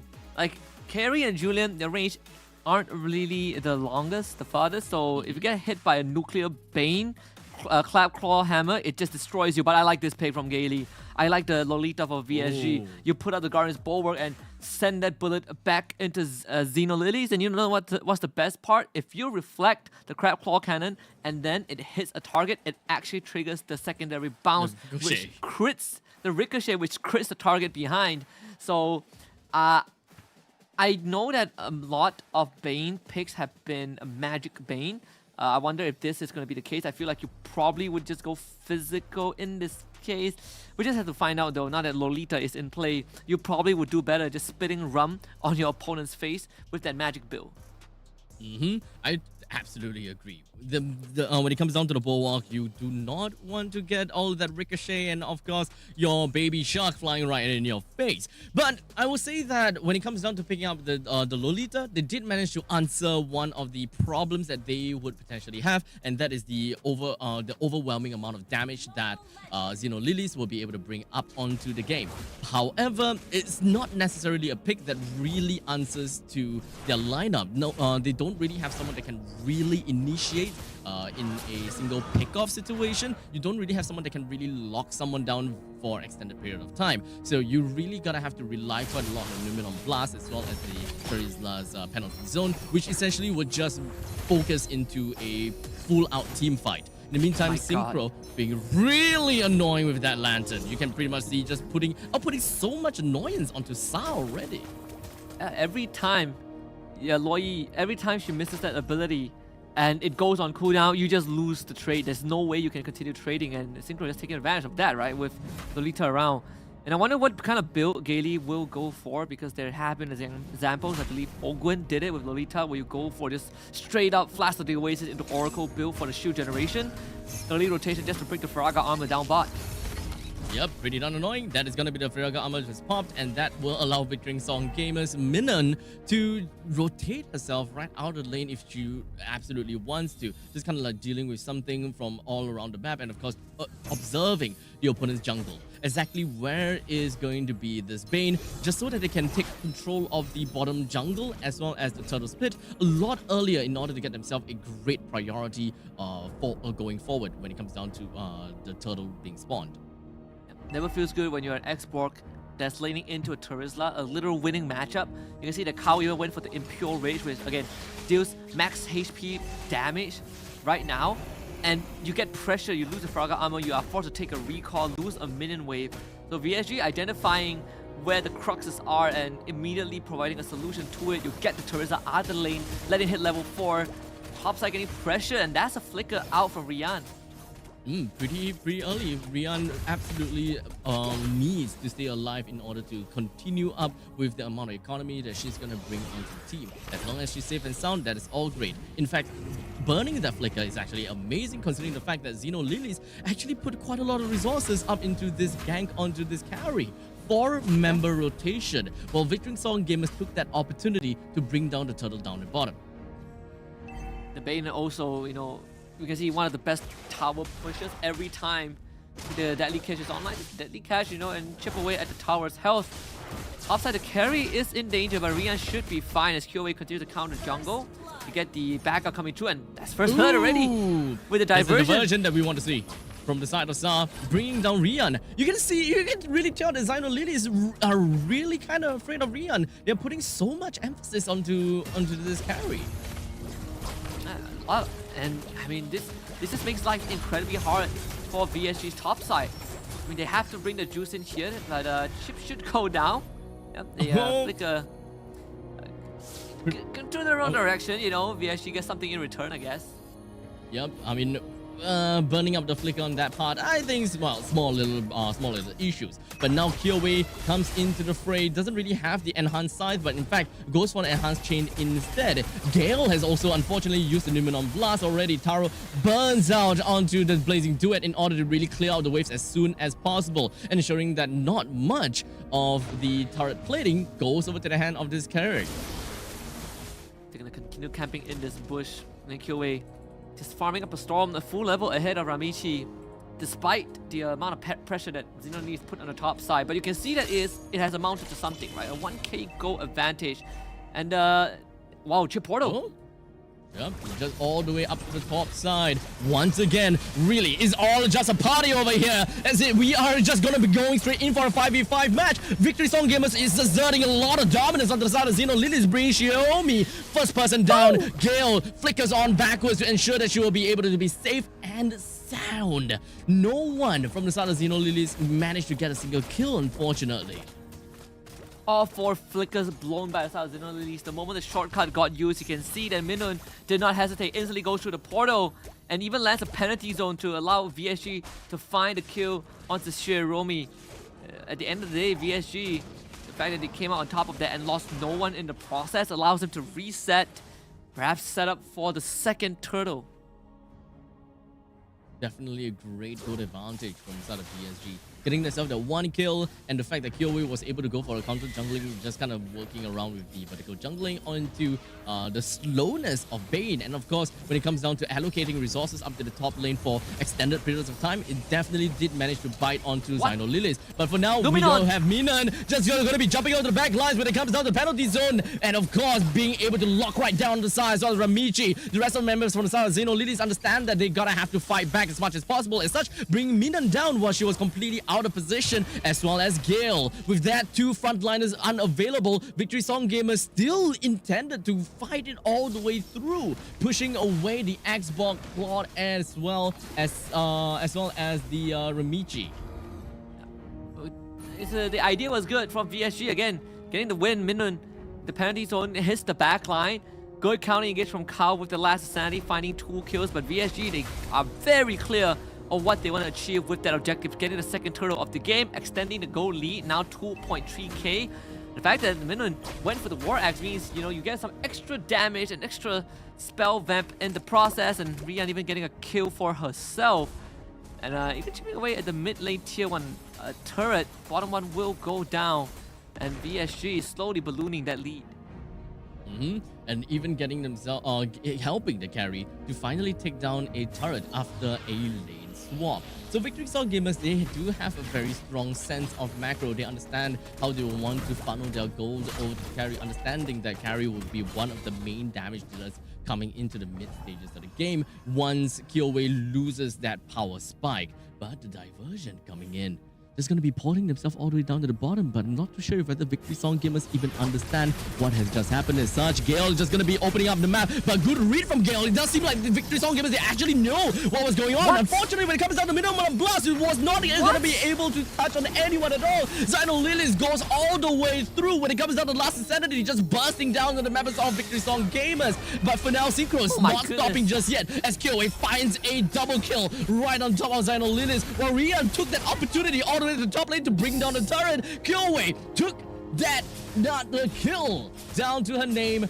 Total of 3. Victory Song Gamers with a total of 2 or 3,000 gold lead. What a triple kill from Kyoei. The coordination between Synchro and Kyoei really saved that fight. Gaily had a good angle for the Numenon Blast, decides to flicker forward, missing completely and allowing Xeno Lilies to go for the counter engage with the last sanity and deadliest catch. But again, this Julian, even with the war cry as the talent of choice, and of course the lantern flare from this Jushin, just so annoying to work with. Xeno Lilies could not fight comfortably. The turtle could be a choice. Kyoei Oh, just gonna be going all the way straight through. We do have most of the members from the side of Xino Lilies. Doesn't seem like they are able to really take control of this fight at all. Victory Song Gamers, with their power of just locking one person down and just bursting them down. This is the pickoff that we want to see from Victory Song Gamers, and that amount of damage is not gonna go down any further. This is just going to further accentuate them. To be starting to become a problem for Xino Lilies. They are 6,000 gold behind, but also they're running a draft with Luo Yi and Chip. Oh, they found Minun. Doesn't seem like Minun will be able to get herself away from all of that, but with that, a Bloodlust axe, or rather War Axe, did manage to help her stay alive for a good amount of time. But once again, Xino Lilies has been overcompensating their resources, putting 4% onto Minun. I'll say that that is pure trade from Victory Song Gamers. They absolutely love all of these standing objective trades. Absolutely. I mean, Lore is going to be up in just around a minute, right? VSG, they have full control of the map as well. But like I was saying, right? If you're playing Chip, you're playing Loyi, the best thing you could have for yourself is actually map control. But you lose tier 2 mid and bot, it means that you're conceding so much map control, and it makes the job of the Chip and Loyi hard. We haven't seen them reutilize the ultimates in a big fashion. I mean, they've gotten some pickoffs, like just now into Minun, but overall, VSG still are in the driver's seat. Slowly but surely, Victory Song Gamers will want to find themselves a small little pathway to wiggle themselves right in between our Xino Lilies lineup and to really bring them down as much as possible. Xino Lilies now can't really hold their ground very effectively against Victory Song Gamers, as they understood that they are a whole 6,000 gold behind on Victory Song Gamers. You gotta have to give them as much respect as possible. In the meantime, down in the bottom lane, we do have the deadly cash that's just gonna be popped almost immediately. Victory Song Gamers understood that, hey, now's the time for Lord, now's not time for fights. Now they can just send Rian to deal with it, right? It is a carry, so no true damage. Enough said. Easily takes care of the objective. First Lord for VSG.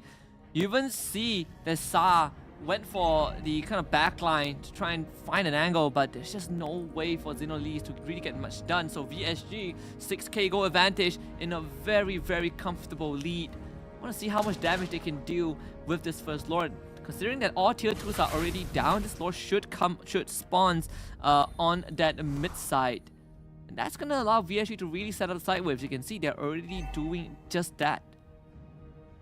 Just really choking out Xino Lilies to ensure that they don't really have a lot of gold to work around with.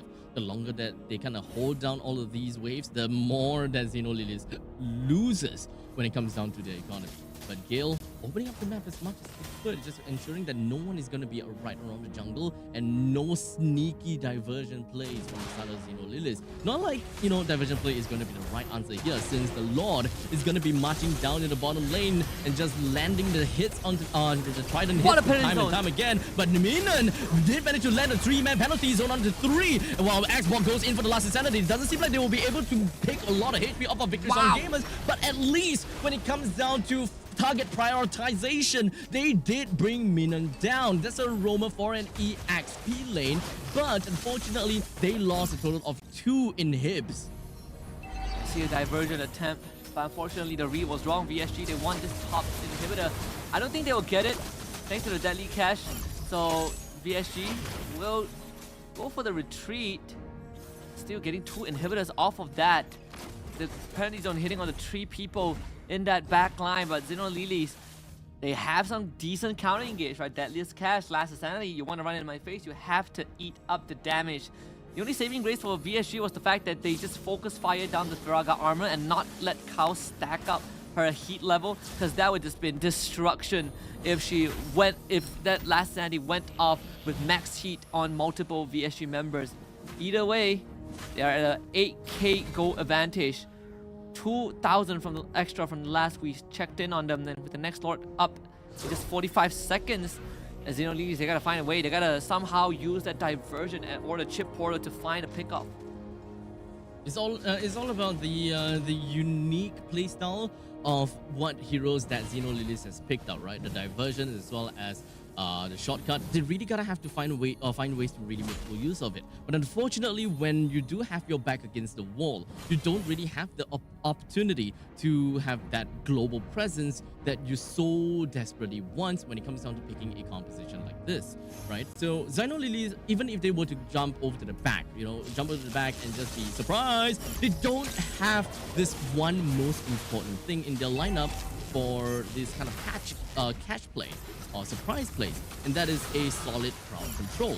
They don't have anyone that can really boot someone onto the ground or to really hold anyone down. It really just boils down to just Hiromi just going in. And speaking of her, just going to be jumping right into a man of 5. And even when it comes down to Claude, just working with the Blazing Duet. Oh my god, the Loyi! But Sa, that is what we want to see from a Loyi. Just popping up the immortality on the minion, and she's still holding herself back. Everyone else for Victory Song Gamer, why are you holding it together?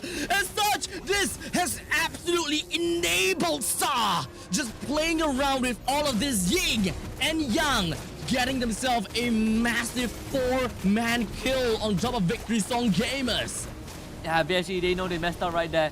That was not supposed to be how it goes. The idea was good, right? They were eating a full Blazing Duet from Taro, who joined the fight after taking bot tier 2. Gaily pulls up the Numenon Blast, forces the Claude to get away, but we talked about the amount of counter engage in this STC replay. Look at that, Blazing Duet expires. VSG decides to go for a chase, completely forgets that there is an Xbox still there. The Loyi just throwing out balls of light and darkness. And this one, I believe, the Fire Stakes pulled the members of VSG back into the fray, allowing Xiaolin to not only clean up shop, but also secure the second Lord of that. Ooh, the immortality on her, so he should be fine. Well, Kao should be fine, yeah. Now she's out. Yeah, very durable. I gotta have to say when it comes down to that Firaga armor. You can pretty much just take up quite a bit of all these damage as she peels for her team. With the Lord that's gonna be marching down in the bottom lane, middle lane that is still a tier 2 that's standing up tall. Xeno Lilies still have got something that they can play around with. Remember how we talked about the unique gameplay, or rather the unique interaction that Xeno Lilies have got for themselves, picking up the chip as well as the Loyi. This is where they will be able to put that all on display. With Victory Song Gamers currently now can get back against the wall and having to deal with a charging Lord. That Trident is going to take up that half HP off the turret, and I wouldn't be surprised if Xeno Lilies will be able to take this turret down and focus onto the middle lane wave almost immediately. Victory Song Gamers now, oh, look at the damage over to the back lines. Rian just went all the way back into the divergent, or rather the zone. It doesn't seem like she will be able to deal a lot of damage during all of that area denial. Yeah, it's pretty tough. I mean, this Loyi, we said that for Xeno Lilies running this trap, you want to have as much map control as possible. They've been able to pull it back. Even state, essentially both teams losing that bot and mid inhibitor. They'll find the export again, but once more, Firaga armor broken, still keeps the immortality. VSG might only have one more fight left, and then we see the Bane damage really starting to show up. Here goes. Oh, just gonna be picking off onto Ramichi as much as possible, but unfortunately it took a little bit longer for them to bring that person one down. But at least Ramichi as well as Minion is just gonna go straight down. Xeno Lilies finds himself onto Rian. Kyoei immediately with the enhanced sword gets herself away, but now Gil as well as Synchro just gonna be suctioned up into a vacuum, but not quite enough to really just kill Gil just yet. Wow. 1-for-1 trade of all things, right? Both, I mean, for the side of Xeno Lilies, they did lose their jungler, but she will be back in time for the third Lord. And once again, Sa completely untouched the entire fight, just constantly throwing out her abilities, just bursting the members of VSG down. Especially when you run a carry, the range quite short, relatively short compared to other heroes, so you're always going to be caught in the crossfire. Especially when you take splash damage and you have the yin-yang reaction on top of you, it is a death sentence. Export is camping in the bush as well. He knows that VSG are coming. I would say that Victory Song Gamers, they really gotta have to respect the rotation from the side of Sa. Whenever the rotation is popped down, they are pretty happy just standing on top of the rotation, but the rotation still deals quite a lot of damage, and probably one of the main ways that Xynolilies will be able to root any of the members from the side of Victory Song Gamers, which is one of Xynolilies' main weaknesses. They can't lock down Victory Song Gamers, while Victory Song Gamers can do quite a lot in order to do all of these lockdowns as well as these pickoffs. You're gonna have to be real careful about that. But speaking of which, Hiromi comes in from the back. Rian takes the Lord. Victory Song Gamers, they know that they have got themselves the neutral objective, and they gotta have to get themselves backwards as much as possible in order to posture up for the next upcoming big fight. I have to sacrifice Minun. Unfortunately, they were basically locked away from. She was basically locked away from the rest of the team, and no one from VSG can afford to kind of take that fight, right? They knew it was over. We got the Lord. We just minimized our losses, not let Xynolilies kind of take control of this. But man, look at the damage from the Sa. Insane stuff. Almost one-shotting Kyoei in that process. But I'm surprised that even with that combo on the Synchro, it didn't really do quite much onto these Zhu Xin. Well, that is essentially the power of the wings. Blood wings generally give you a massive amount of shield, and let's not forget about the fact that you have a Lolita on your side too. So the mage as well as the marksman essentially being very fragile units become such soldiers coming into the battlefields. As such, this is probably one of the main reasons why Victory Song Gamers are very strong in their team fights, and perhaps sometimes even pretty daring in just threading right into the faces of Xynolilies. I think what's important is the Lolita's Numenon Blast. That is going to be very crucial, right? A few patches ago, there was an update that you can let go of Numenon Blast early and still get a stun. It's not the full duration stun, but you get a mini stun, right? And that could be the key, especially if you can time it on that Blazing Duet. But also the Guardian's Bulwark. How many abilities can you block? Can you block the Deadliest Catch? Can you block those incoming orbs of light and darkness from Sa? We've already gone past 3 lords, and remember, these two teams gave us the longest game in MWI, which literally happened a couple of hours ago, which ended in like, what, 30 minutes plus? 10 minutes away from reliving that record again, as Sa just got the Holy Crystal. This is quite literally the most team grinding game, and really just you gotta have to hold onto your seat, as every single one of these team fights may very potentially lead to the end of the game depending on how these ladies fare. They are all just gonna be posturing up for the next upcoming Lord, and both teams definitely want to have the most ideal Lord fight and the most ideal Lord's push. We're pretty much looking at a mirror base with both the middle lane and the bottom lane inhibitor turrets that's already been destroyed. You can't get any much more of a stalemate than this. And right now it comes down to who gets the better counter engage, because both teams have that ability. We've seen VSG trying to start fights, and Xynolilies, they just started throwing out, orbs from Sa. You have this export that can just last his sanity to the back line and threaten to separate Rian and Synchro from the rest of the teams. Lord number 4, VSG, they will be first on the scene, but in the 21-minute mark, right? The Lord is not easy to take down, and this is going to really start to show us, really start to put these players to the test in going for Lord dances in the late game. With the front to back from Victory Song Gamers, they really want to shred down the front lines as soon as possible in order to really eventually rejoin the back line.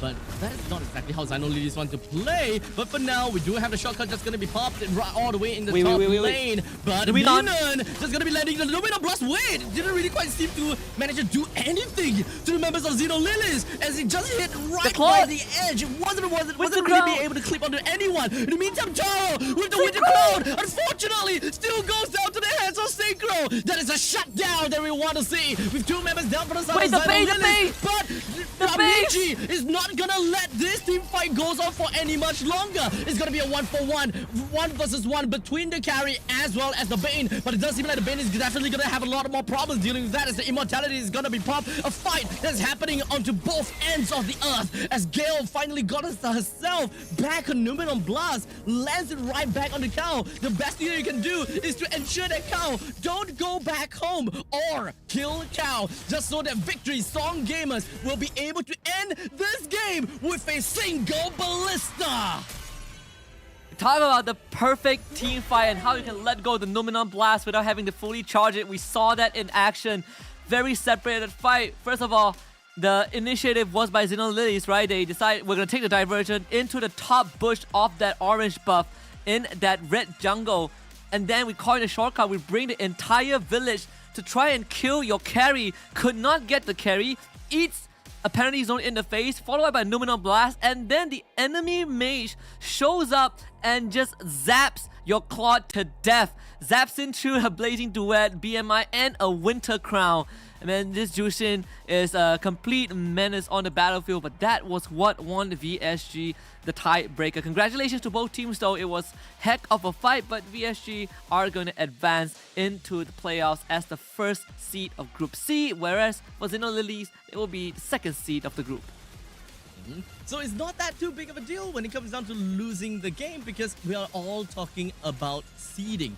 But I gotta say, VSG as well as Xenolilies, they have gave us one heck of a game. When it comes down to the chip as well as the diversion plays coming in from Sa, and let's not forget about the massive amount of damage that the Loi is just capable of bringing out into team fights time and time again. But this is definitely one of the team fights that I gotta have to mention within the highlights, right? Everyone just kind of completely forgotten that, oh crap, the opponent has got a Loi. We can't exactly run by the same escape route. And that eventually gave quite a lot of edge over to the members of Xenolilith. You know, they definitely didn't want and didn't expect the kind of outcome to happen. But regardless, it was still a great fight, and they managed to end the fight with massive style. I gotta have to give a heads up and as well as a shout out over to Riando. Quick thinking, immediately just knowing and expecting that, okay, the Bane might actually go for the back door, or I gotta have to clear the back door. Because if it was anyone at all going back home to deal with that wave, I don't think that Victory Song Gamers would have won. Yeah, and I mean the wave spawned just in time, right? It spawned right as the blue side wave crashed on the crystal. The red wave spawned, so it held the mini wave in front of the crystal. Crystal did help out in the end. Regardless, I think, you know, VSG, they were able to really figure things out. That last team fight was just quite tough for Xenolilith if you think about it, right? The Claude wasn't really in the fight. I feel like if Claude was there from the start, it probably would have cleaned up shop before backup arrived. But still, they are going to be in that playoff, so maybe, you know, if circumstances align, they might meet again in the semis or even the finals. But this definitely, both teams definitely show a lot of potential, but VSG, they just figured it out at the very end. Played all the way to, what, 20 plus minutes? These two teams definitely do not disappoint us when we are asking for a long drawn out match. And it pretty much shows us that VSG as well as Xenolilith is very much of the same caliber. It could quite literally go to anyone at that during that point in time of the game. Middle lane, bottom lane, completely mirrored. As much as I really want to see the Bane cheese and just going on to the back door, would be funny to end the game like that. But unfortunately, wasn't able to do so, while Xbox wasn't able to go home to really defend as well. They still did an excellent job when it comes down to the Firaga armor as well as all of the lock. When it comes down to coming together as a village, as a unit. What is missing definitely have got to do with lockdowns, unfortunately. So, will we be able to see more lockdowns in the next game? Well, the question is if whether we are going to have the next game, because we are going to be waiting for the next tiebreaker match to eventually happen when it comes down to looking at the final results of Group C. So we'll see you in after a pretty long break. So we'll let you guys know again if you will see us or not. We'll see you guys then.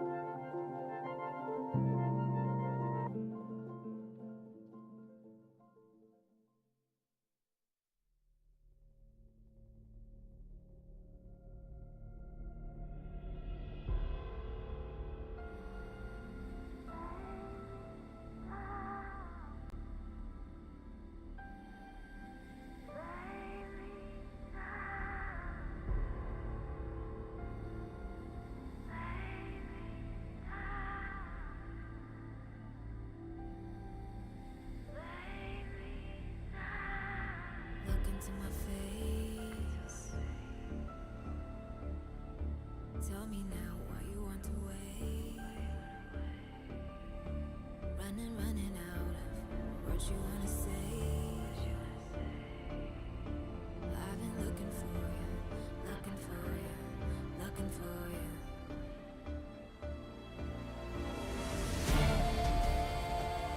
Lay me down, leave me lost and found. Lay me down, loudly without a sound, and I will rise, and I will fly.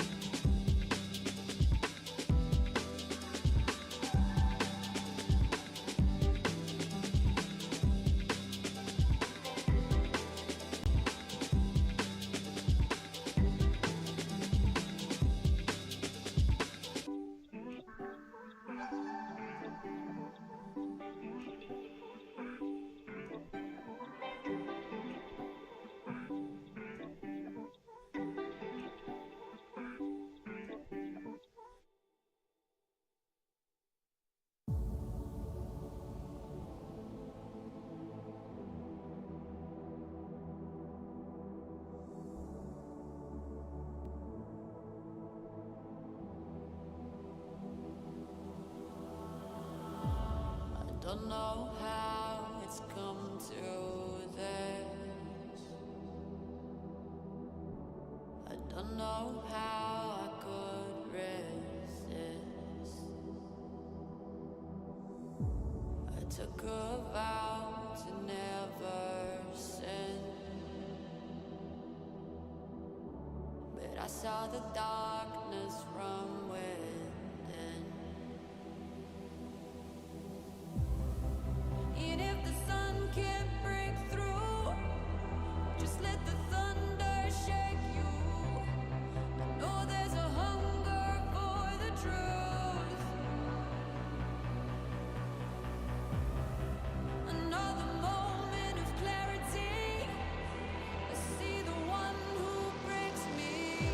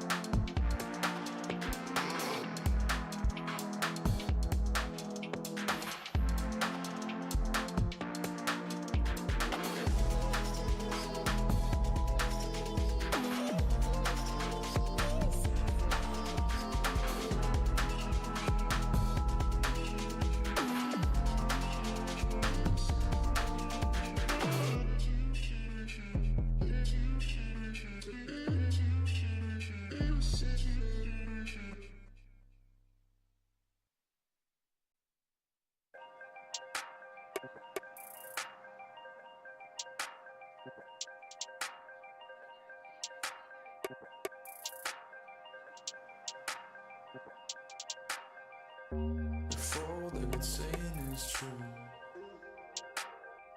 there's a wall before your eyes. Tell me, can you see right through?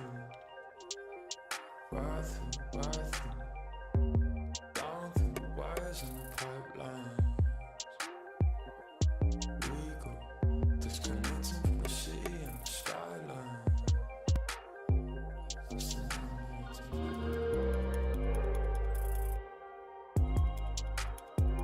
is the numbers again. The fights, the fear, the fear. This is the numbers again.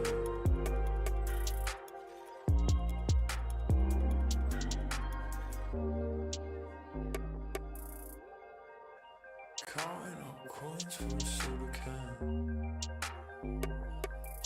And there's nothing going on, no game plan, no plans. So I'm jumping out the fire, back into the frying pan. I'm trying to disconnect from the stats and the spray tan. Just a number, pieces of data.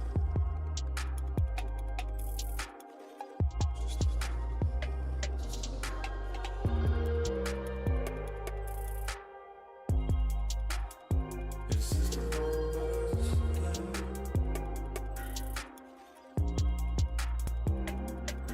It's just another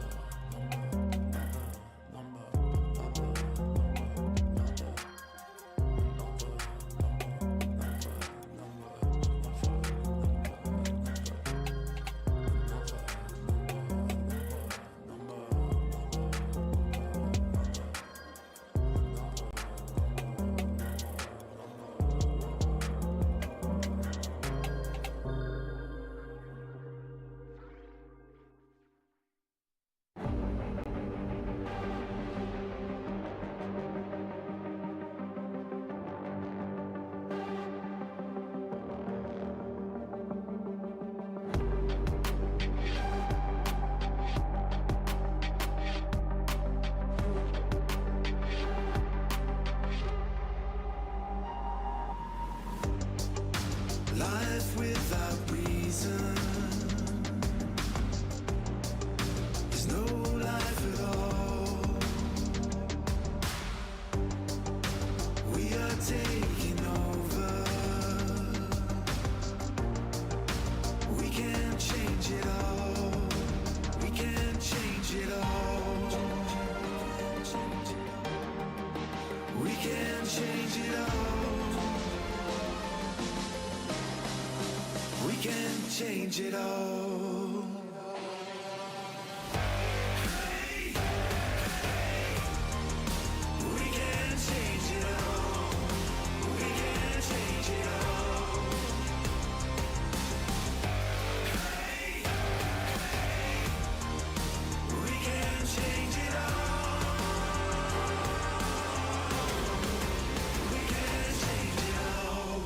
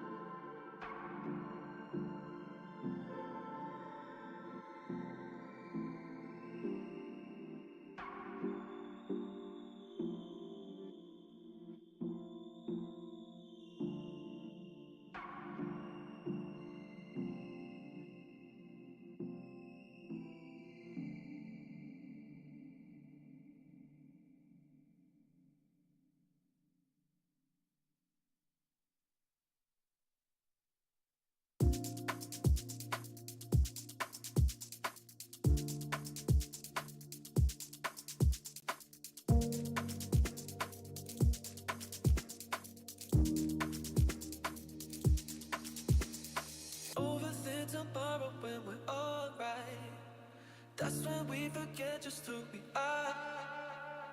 Make us come together and it's alright. That's when you remember who you are.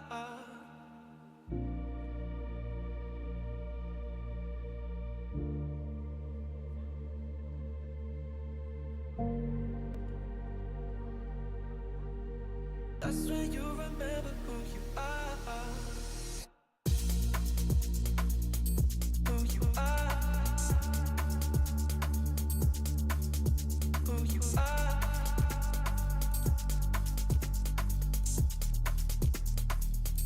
Who you are.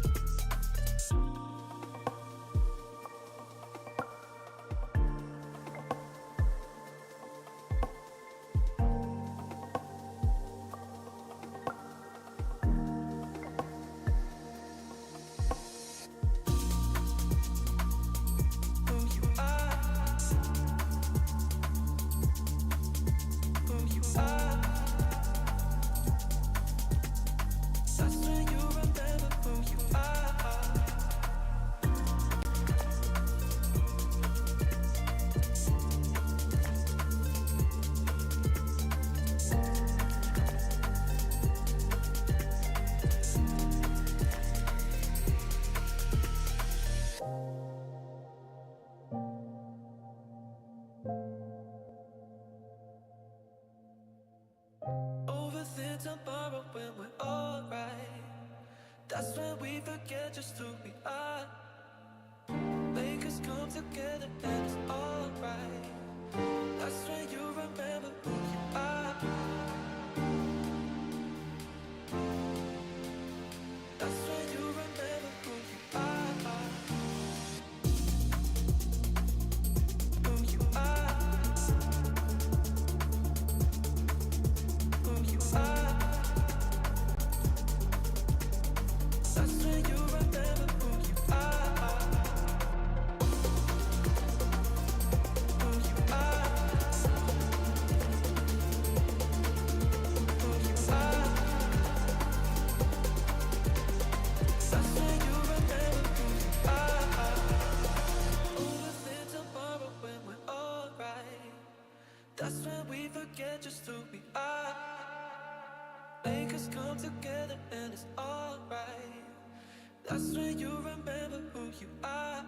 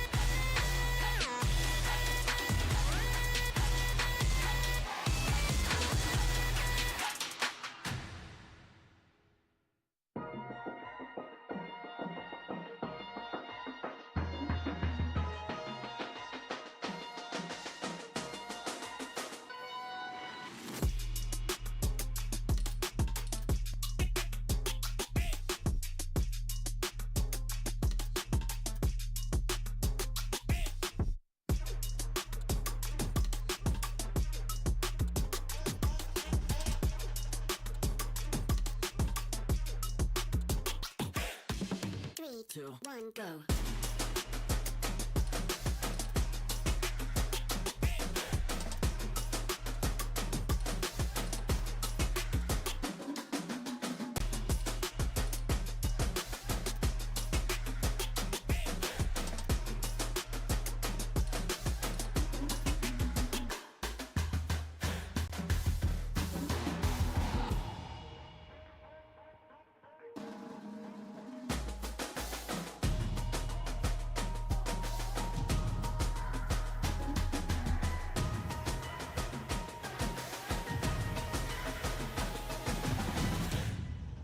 Three, two, one, go.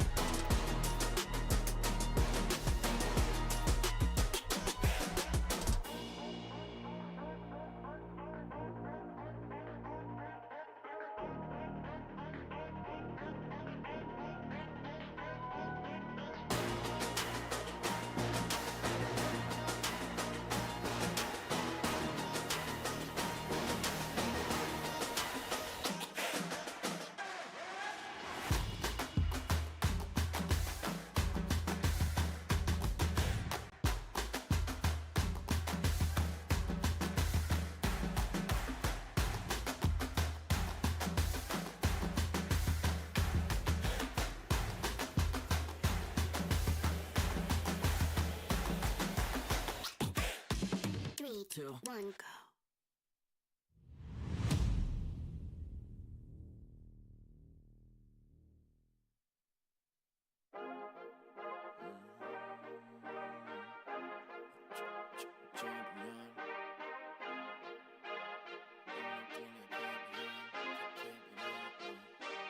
I feel like a champion. A champion. Ain't nothing that can't be done. Oh yeah. I put it all on the line. Definition of divine. Yeah, I feel like a champion. Ain't nothing that can't be done. They told me I wouldn't be nothing. Came on now, second to none. I need me a trophy, I need me a ring. I'm not with the bull, but keep it a beam. You know what it is, you know what I mean. Shit, all I do is win, win, win, win. Haters wanna hate, they ain't made top 10. Double, triple team, what they need to defend. I juke left and I'm gone with the win. I'm gone with it. I feel like a champion. A champion. Ain't nothing that can't be done. Oh yeah. I put it all on the line. Definition of divine. I feel like a champion. A champion. Ain't nothing that can't be done. Oh yeah. I put it all on the line. Definition of divine. Feel like a champ, MVP status. Yeah, the win been guaranteed. So let's see about it. If you gon' speak about it, then be about it. If you don't bring that energy, no, I can't be around it. Nah, I'ma shoot my shot. I'ma stick it, watch. At the tippy top, I cannot take no loss. 2 seconds on the clock, they gotta give me the rock. I got a game on wet, yeah, I got a game on lock. I feel like a champion. A champion. Ain't nothing that can't be done. Oh yeah. I put it all on the line. Definition of divine. I feel like a champion. A champion. Ain't nothing that can't be done. Oh yeah. I put it all on the line. Definition of divine.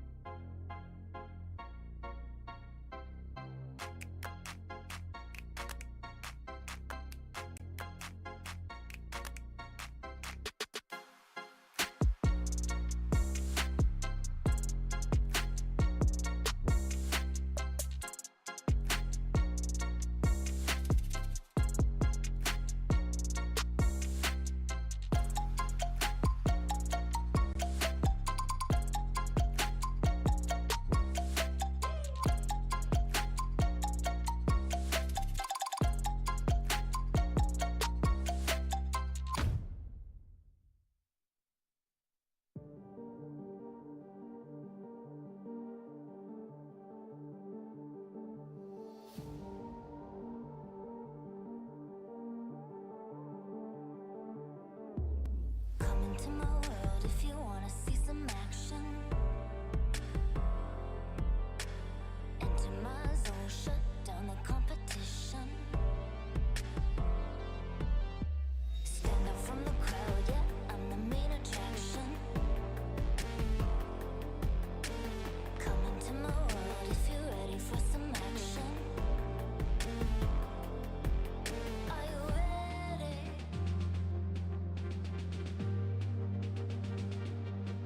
Are you ready?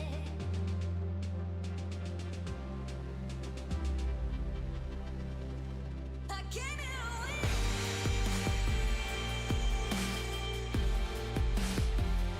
I'll never give in.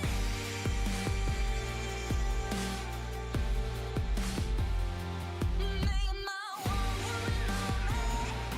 Only one woman on me. Only one woman on me. Only one woman on me. One woman on me.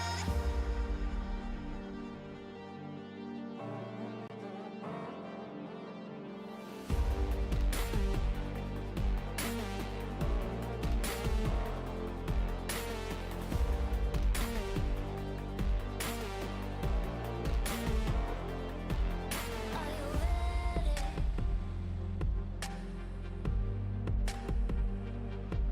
Are you ready?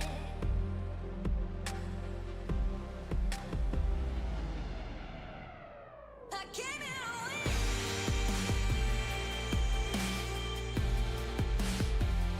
I'll never give in.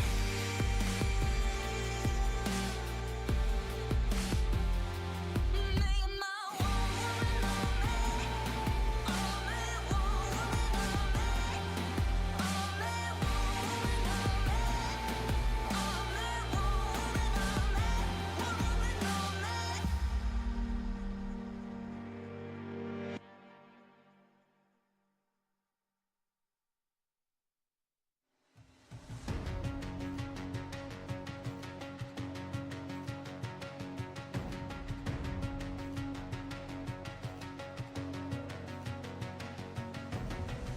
There's something in his eyes. There's a storm within, but it's written in the skies. Let it break me till it's over. Don't let it shake me, no.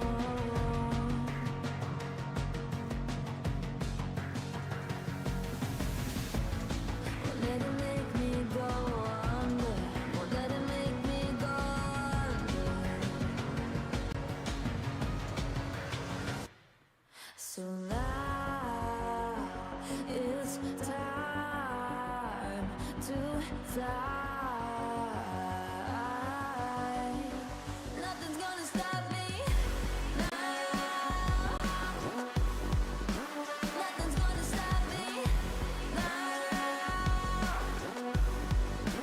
Nothing's gonna stop me now.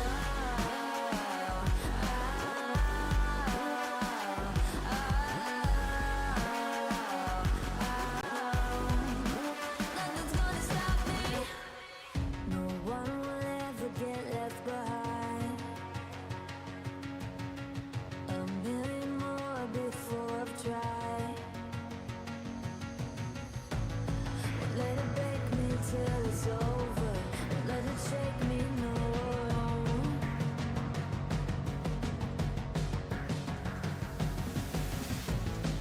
Let it make me go under.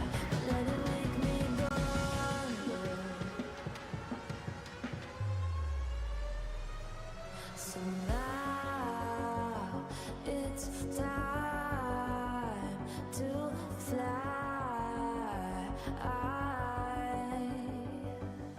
So now it's time to fly.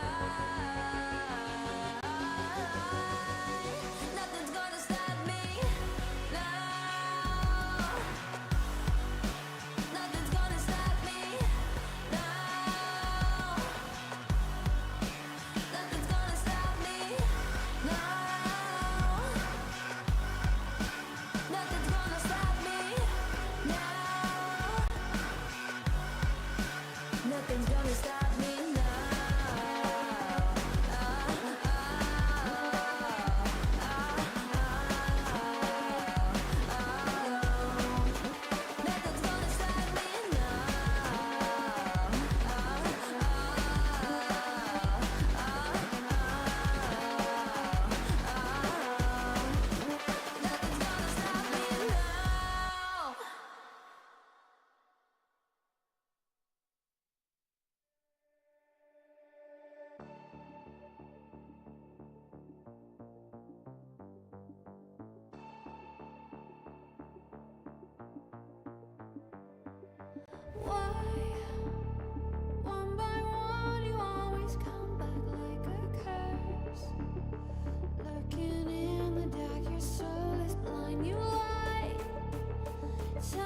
time again, and I am not your fool. Not this time, 'cause I'm the wiser of us two. I'm the one of like the anticipates of you.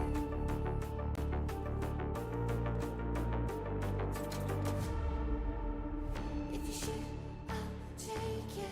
If you run, I'll chase you.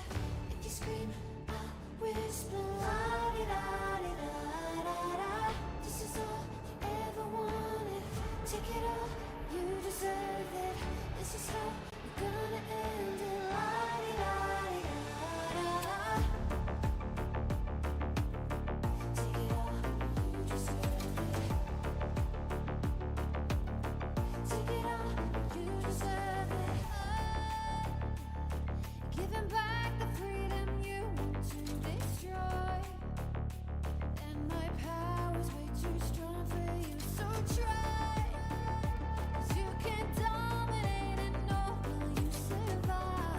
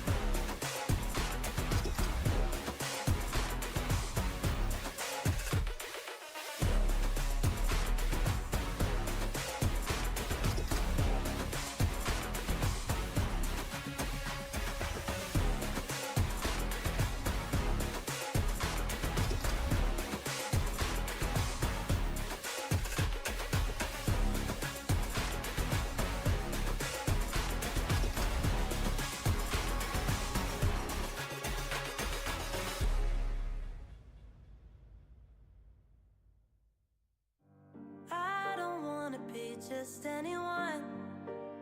I'm not just anyone. I'd rather keep my hood up, walk the world alone, and make it on my own. Then you claim that you're the reason that I got where I'm going. And I'm not interested in settling for the hell of it. All these people want convenience, I want more. The wolf is howling at the door. And now it's up to the clock before the last lock hits the floor. Wait, you got in my way. Think I finally got it figured out. You can take a seat, oh please, I'm busy. I don't wanna let you let me down. I don't wanna let you let me down. Take a seat, oh, oh please, I'm busy now.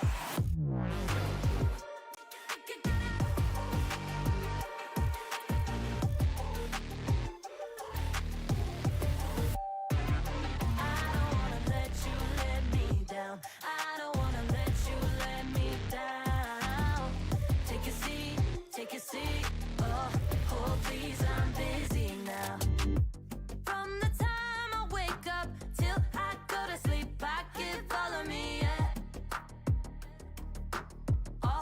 never flee, no flights ever free. Yeah.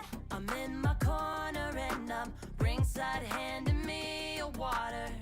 My hands are on my shoulders, got the belt, crown myself the winner. It's just the way you keep on talking about yours while I'ma make mine. And I'm the first one in the morning and stay late night. And you can get your tickets, watch me from the sidelines. Cause you're not even in the competition. Why should I listen to someone without a vision who has no backbone and isn't here for me at all? Yeah, they just praying and waiting on the downfall. You can't get comfortable where you are. Wait, you got in my way. Think I finally got it figured out. You can take a seat, oh please. I'm busy. I don't wanna let you let me down. I don't wanna let you let me down. Take a seat, take a seat. Oh, please, I'm busy now.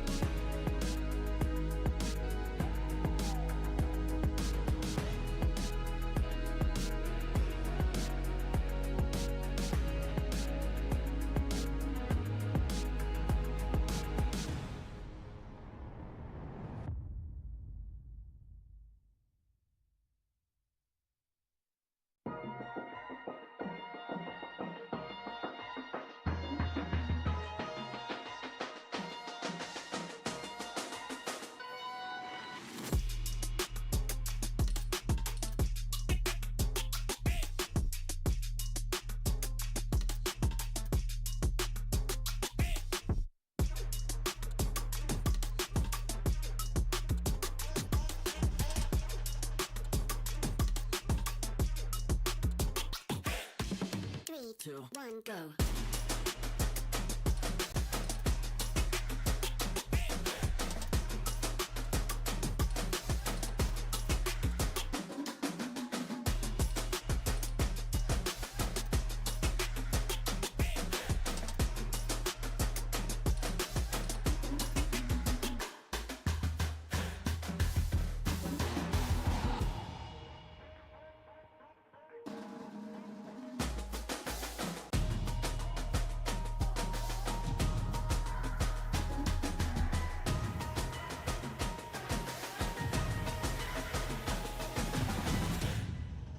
Three, two, one, go.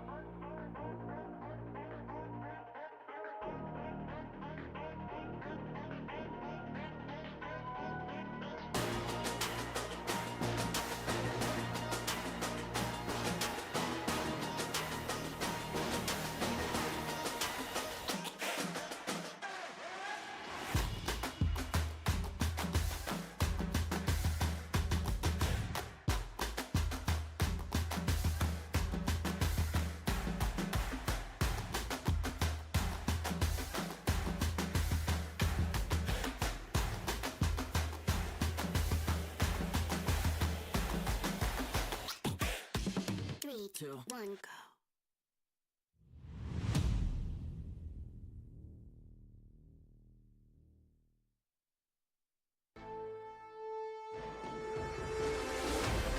If I stay locked in the headlights,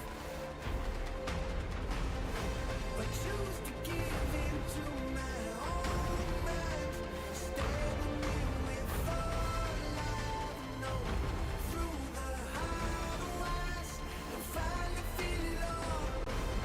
I can simulate my own life, but live within the walls.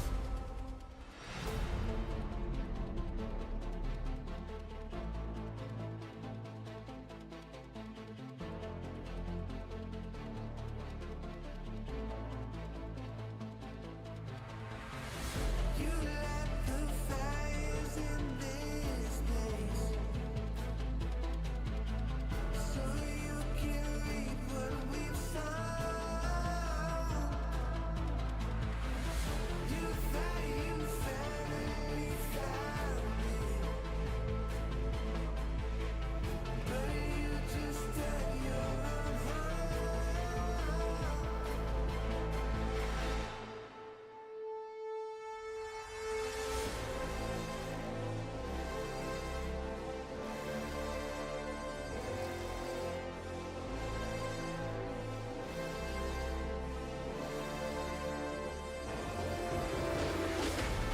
If I stay locked in the headlights, but choose to give in to my own mind, standing in with all I know, through the highways and finally feel it all. I can simulate my own life, but live within the walls.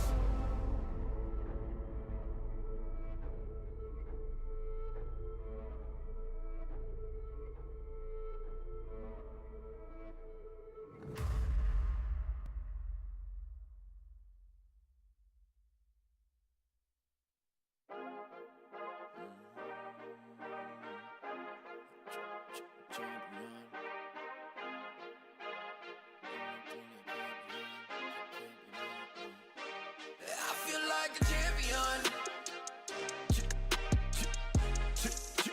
A champion. Ain't nothing that can't be done. Oh yeah. I put it all on the line. Definition of divine. Yeah, I feel like a champion. Ain't nothing that can't be done. They told me I wouldn't be nothing. Came on now, I'm second to none. I need me a trophy, I need me a ring. I'm not with the bull, but keep it a beam. You know what it is, you know what I mean? Shit, all I do is win, win, win, win. wanna hate, they ain't made top 10. Ha, double, triple team, what they need to defend. Ha, I juke left and I'm going with the win. I'm going with it. I feel like a champion.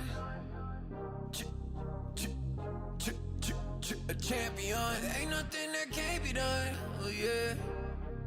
I put it all on the line. Definition of divine. I feel like a champion. A champion. Ain't nothing that can't be done. Oh yeah.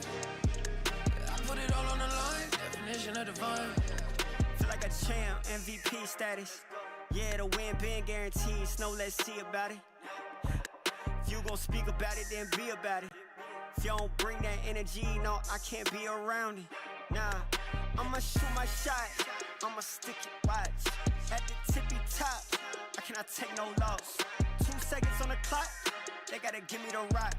I got a game on what? Yeah, I got a game on lock. I feel like a champion.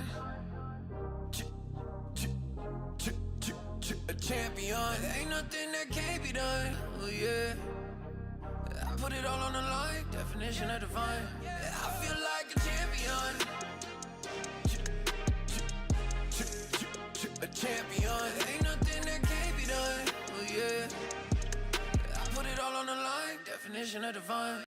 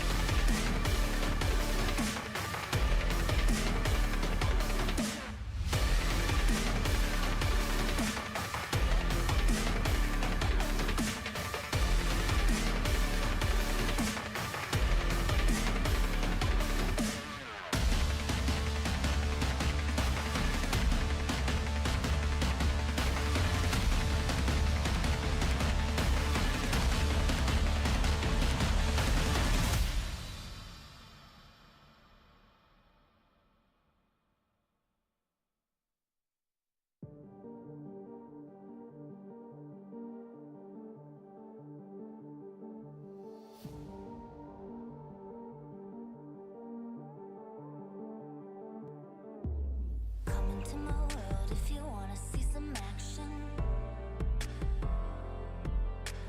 Enter my zone, shut down the competition.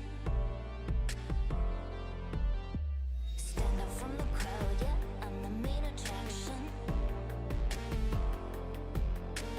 Come into my world if you're ready for some action. Are you ready?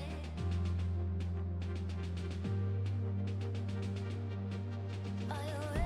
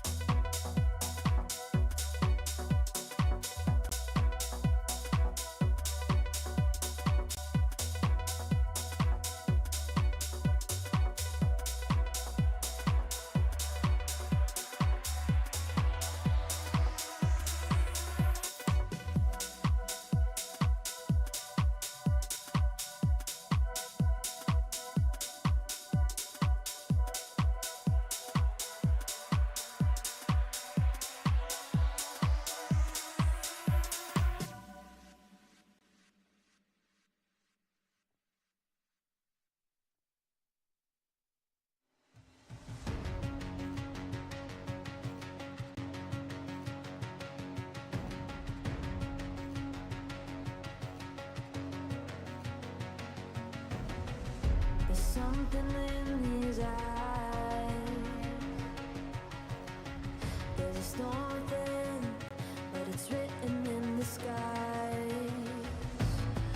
Let it break me till it's over. Won't let it shake me, no.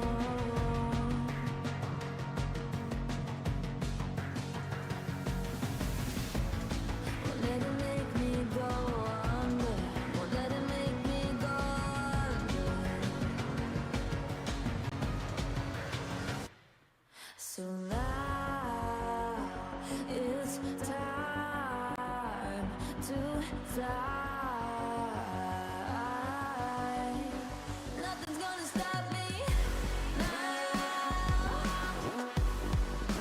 Nothing's gonna stop me now. Nothing's gonna stop me now.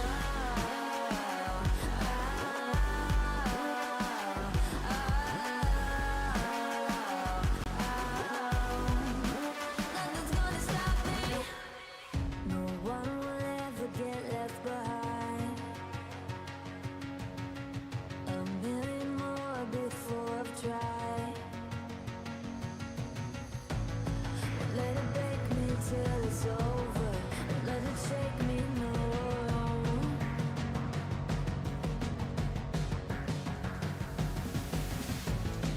Let it make me go under.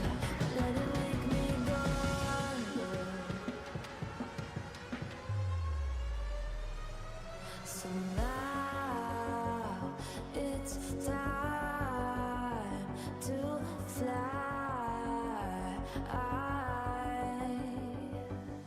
So now it's time to fly. Nothing's gonna stop me now. Nothing's gonna stop me now. Nothing's gonna stop me now. Nothing's gonna stop me now. Nothing's gonna stop me now.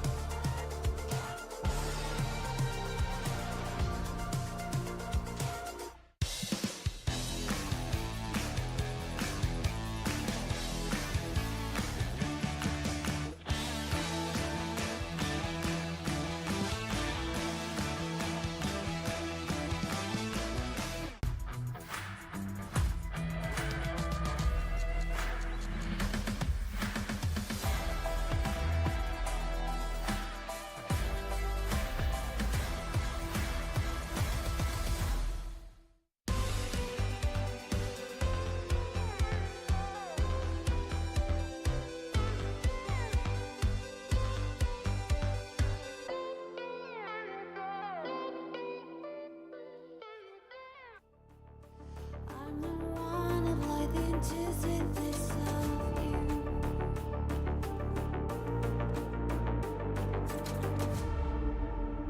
If you shoot, I'll take you. If you run, I'll chase you. If you scream, I'll whisper la di da di da da da. This is all you ever wanted. Take it all.